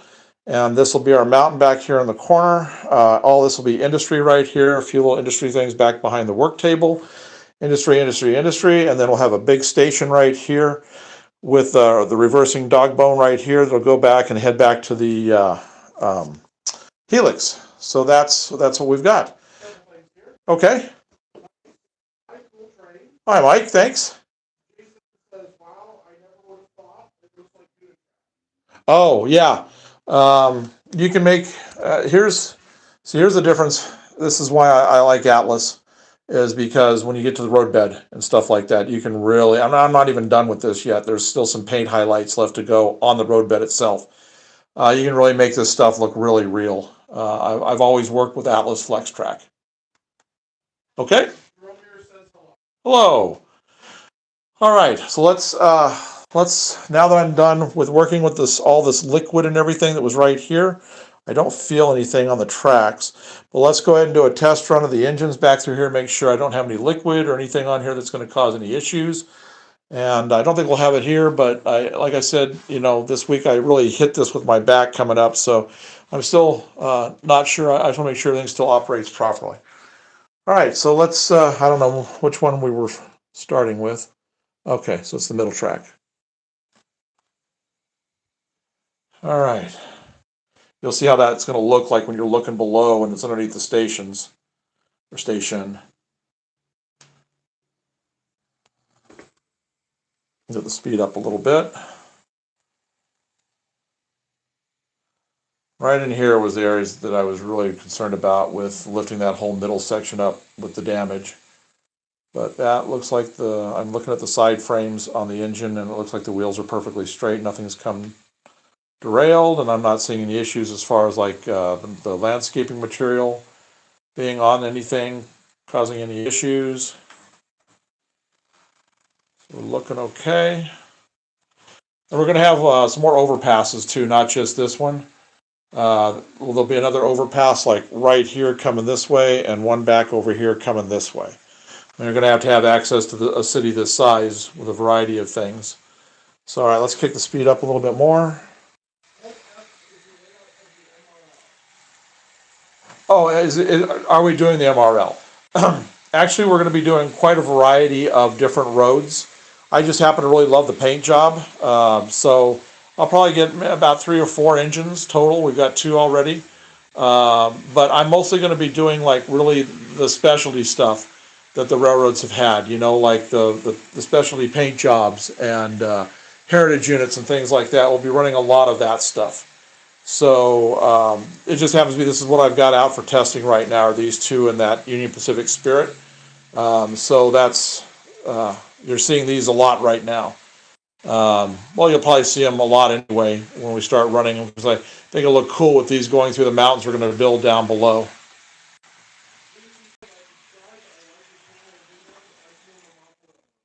Oh, now read that. Did you say that again? Oh, well, thank you for subscribing. Oh, well, welcome, Jason. Let's see here. Oh, well, good. Just take your time with it. Lots of details make the difference. I mean, this is taking us forever to print and build all this stuff, but when we get done with this is going to be just amazing. I'm going to talk again when we get done doing the testing on each of the tracks. I'm going to talk again about the budget. So let me put this right here for just a second while I switch my leads to the next track so we can test it. Well, thank you. We've been working hard on the structures. That's this past week. That's all I did was sand and get structures ready. And for the 2 new towers that we're working on, which is this one, which will be way up to here when we get done with it, and the double towers that are going to be way up to here. All right, let's see which track this is. I don't know. I just grabbed a lead. Oh, somebody said building an MRL layout. I just love the paint jobs on the MRL units. Thank you. Yes, it was a lot of work. All right, this guy is doing good. This one I didn't really get a whole lot close to it for scenery, so we'll just run him around. I think he's fine. This was the hard track. This is one I had a real issue with not being able to handle the inside track, not being able to handle 6-axle. But lately it's been doing okay. All right, I need to check that outside track. Let me set this back down for a minute, find my outside track lead, and get the final track, and then we'll talk about numbers on how much I've spent on this. Which will probably shock you if you haven't been with us before. Well, thank you, Colt. All right, last one to check. And then we'll talk finances. This should be the far track here. Yep, all right, so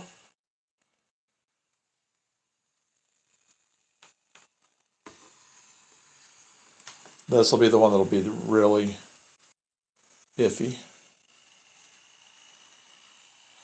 No, went right through it okay. Nothing on the tracks. No liquid, no Nothing dried that's killing the current. Good.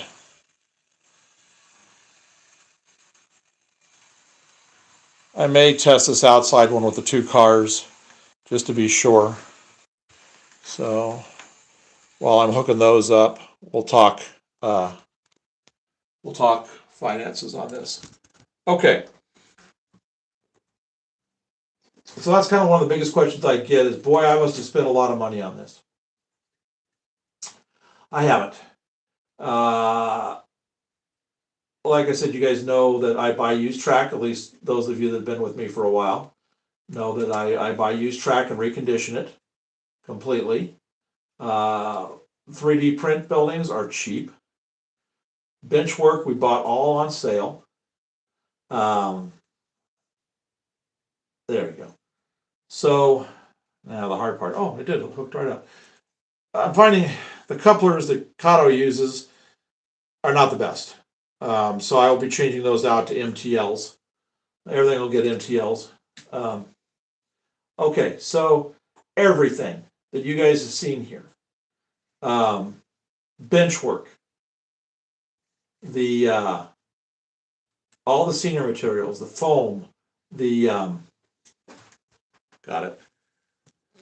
Okay, so bench work, foam, materials, scenery, both levels, everything, track, electronics, all the PLA, the filament to print all the buildings that we have right here, everything.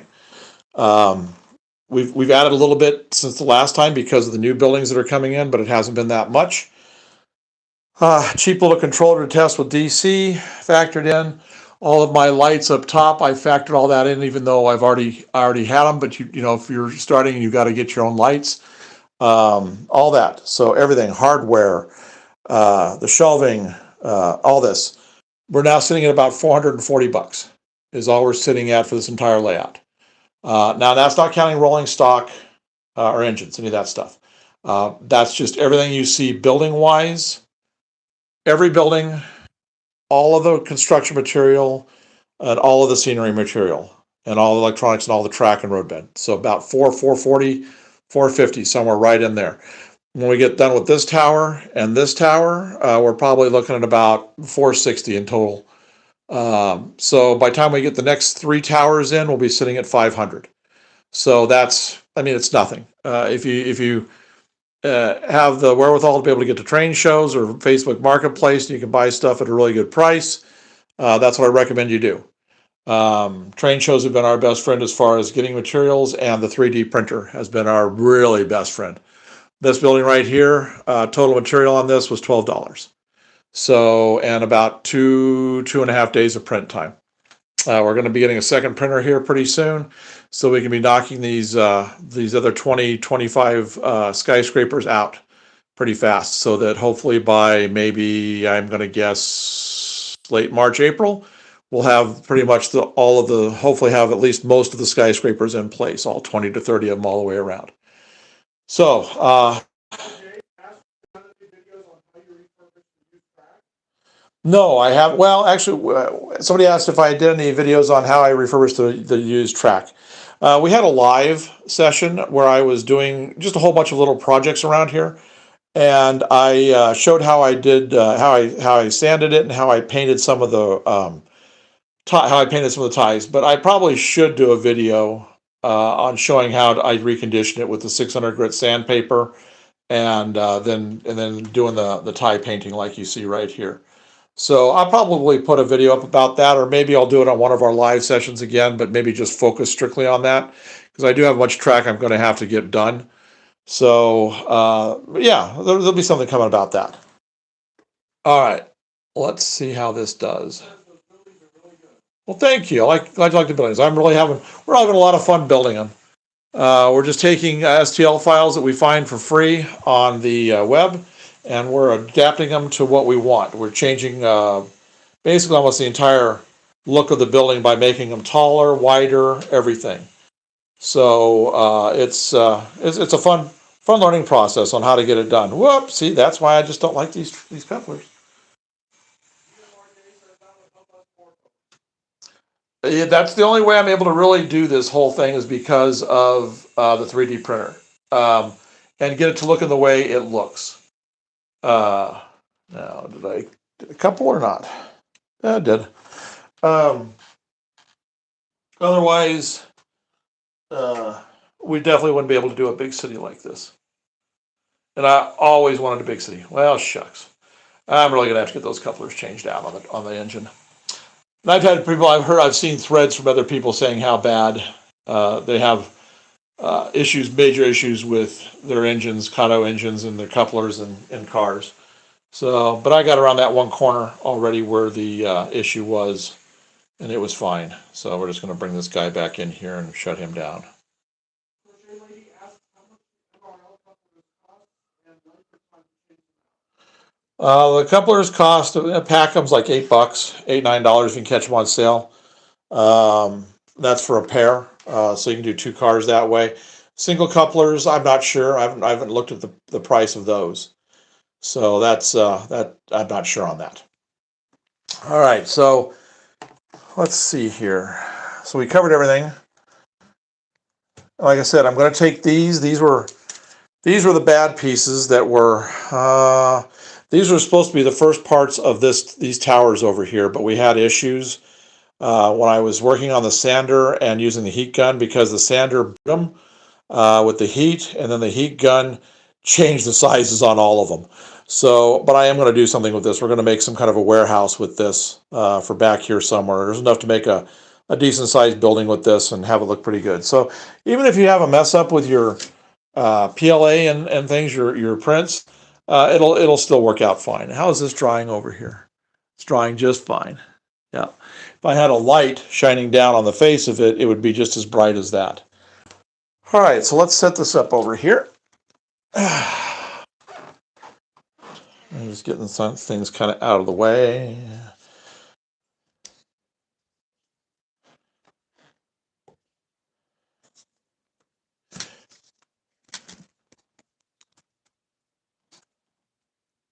All right.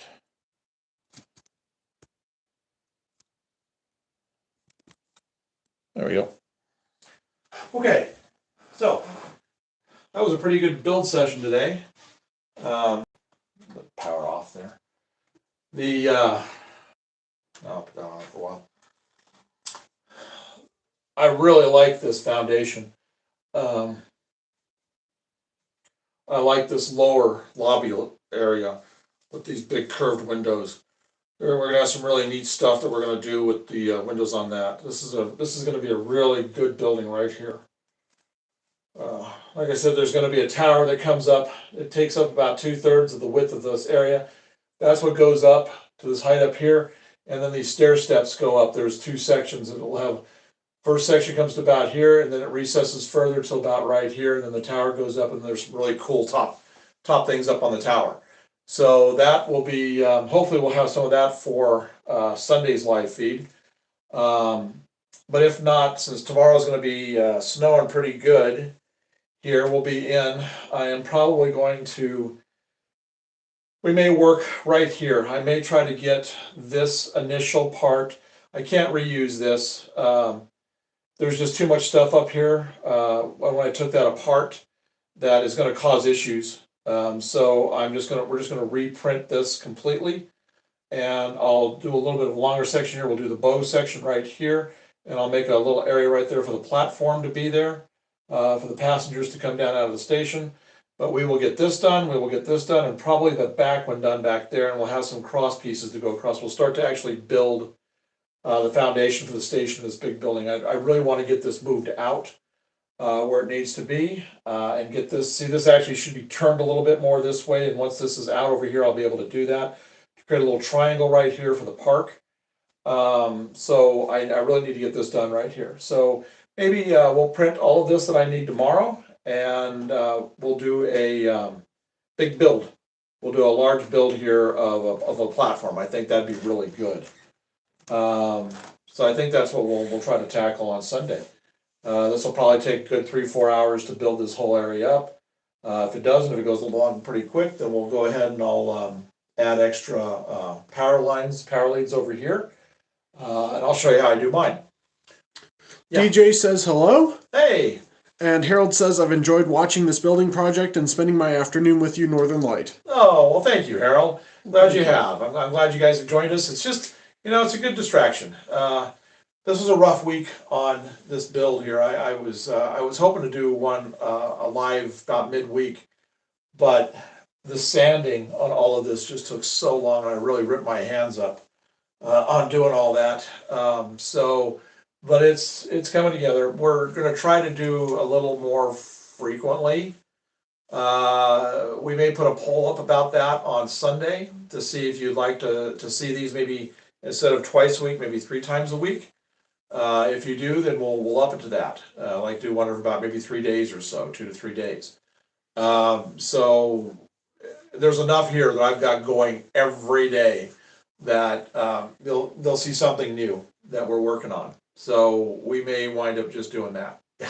Mateos asks, any thoughts on a scale model of the Great Pyramid, or if you know of a source to check out on that? On the Great Pyramid, I would look for a 3D printer, a guy that's done one probably 3D printing wise. I don't know what size you're looking at or wanting to do, but that would be your best bet, I would say.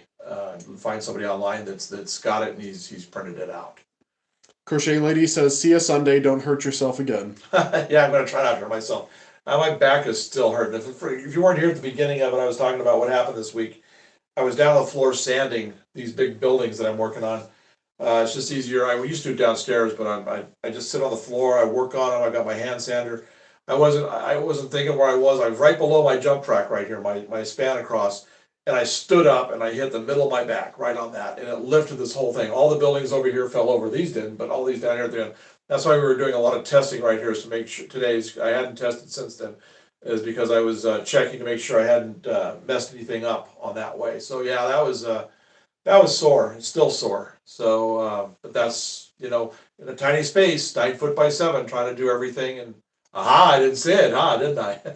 I'm not going to put that other number in there. So, but yeah, it's what happens when you work in a space this size. I could have gone farther that way with the layout by taking this at an angle. But with the helix over here and this wall over here, you'll see a project coming pretty soon of a huge display case. It's going to be about 7 foot long. I'm just going to make out of 1x8s and just assemble it in place. It's cheap. 1x8s are like $3-4, and I'm going to build a whole thing so I can keep everything on display and I put anything back in boxes. Very Punny Meister says, ouch. Ouch! Yes, it hurt. It's been swollen for a while. I've already got 2 broken bones in my lower back that I have to deal with. I'm glad it was high enough I couldn't hit my lower back on it. So the upper back was bad enough. So yeah. Mateo says, we'll pray for your quick recovery. Well, thank you.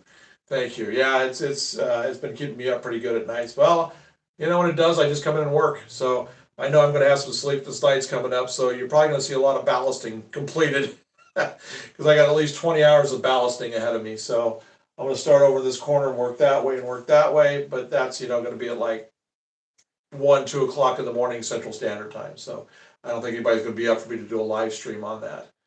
But then we will do some other ballasting days, so you can see how I accomplished doing that over there. Because it's been probably about 2-3 weeks since we did our last ballasting live video on that. So we'll probably do some of that, and you can see what it takes to do it the way I do it anyway. I know there's people that have little special things that run over and dump all the thing on there, but I do everything by hand with a brush. So kind of like we were doing over here, we're doing like the salt pinch thing. That's what I do the ballast. That's how I do the ballast. Okay. Harold says, please heal and be careful always. Oh, well, thank you, Harold. I'm going to try. I'm going to take probably the rest of the day off here from working on anything in here because we're going to have to be shoveling snow probably tomorrow. Not a whole lot, but the city here likes us to have everything done within a 24-hour period of it ending. And I'm hoping we get on the lower end of what they're talking about, only getting the inch, but they're saying maybe 3. We had an inch and a half of rain yesterday because we were 50 degrees. Tomorrow we're going to be below freezing and we'll be having snow. I don't know. I can't figure Wisconsin winters anymore. So that's just how it is. Mike says, very neat. Well, thank you. And Very Punny Meister says, see if you can find some N-scale Federal Signal Thunderbolt sirens to put on top of one of the buildings. Oh, yeah. Actually, I've got a way of actually doing some really cool lighting effects on top of the buildings. All of them are gonna get aircraft warning lights, with the blinks and all that, the little blinking things and, stuff, so, we'll be dressing everything up. I mean, we're gonna have so many tall things in here, and we're gonna to have lights, because I know those little flying planes are gonna come in here, and Carl says you could be a great guy to give people tutorials for people if they're having problems. oh, well, thank you. Thank you very much. I've always liked talking trains with people, so, I mean, I was an artist for years. That's one of my drawings back there, if you haven't been with us before. So, and I always talk with people when we go to the shows and have my artwork out. So it's always fun just to talk trains. And if there's anything that I can help with, I try to describe as best possible, but that's what works for me. May not work for you. You may already have a way you like to do things. So I'm just showing alternatives for what you can do, what you can accomplish. So that's, I appreciate it. Yeah. Thank you. All right, everybody. So I think we will wrap it here for the day. And so Sunday, let me think Sunday. Probably about 11, a little after 11, a little bit after on Sunday. And then we'll probably go till about 3 in the afternoon, 2 to 3 in the afternoon. Because this right here, like I said, this is going to take a while to do all that. And we'll go back to working. Hopefully I'll get the rest of these sanded so you can see I put those walls together, and I'll show you how I do my puttying. So we'll probably do some of that. So we'll fill a day.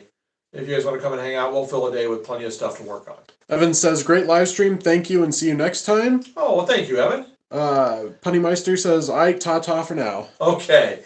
Well, good. I hope you guys have a good Friday night. If it's already into the Saturday for you, hope you have a good Saturday. And I hope you come back and see us on Sunday, because we'll have some really fun stuff to do. So have a good one, and we'll see you guys then.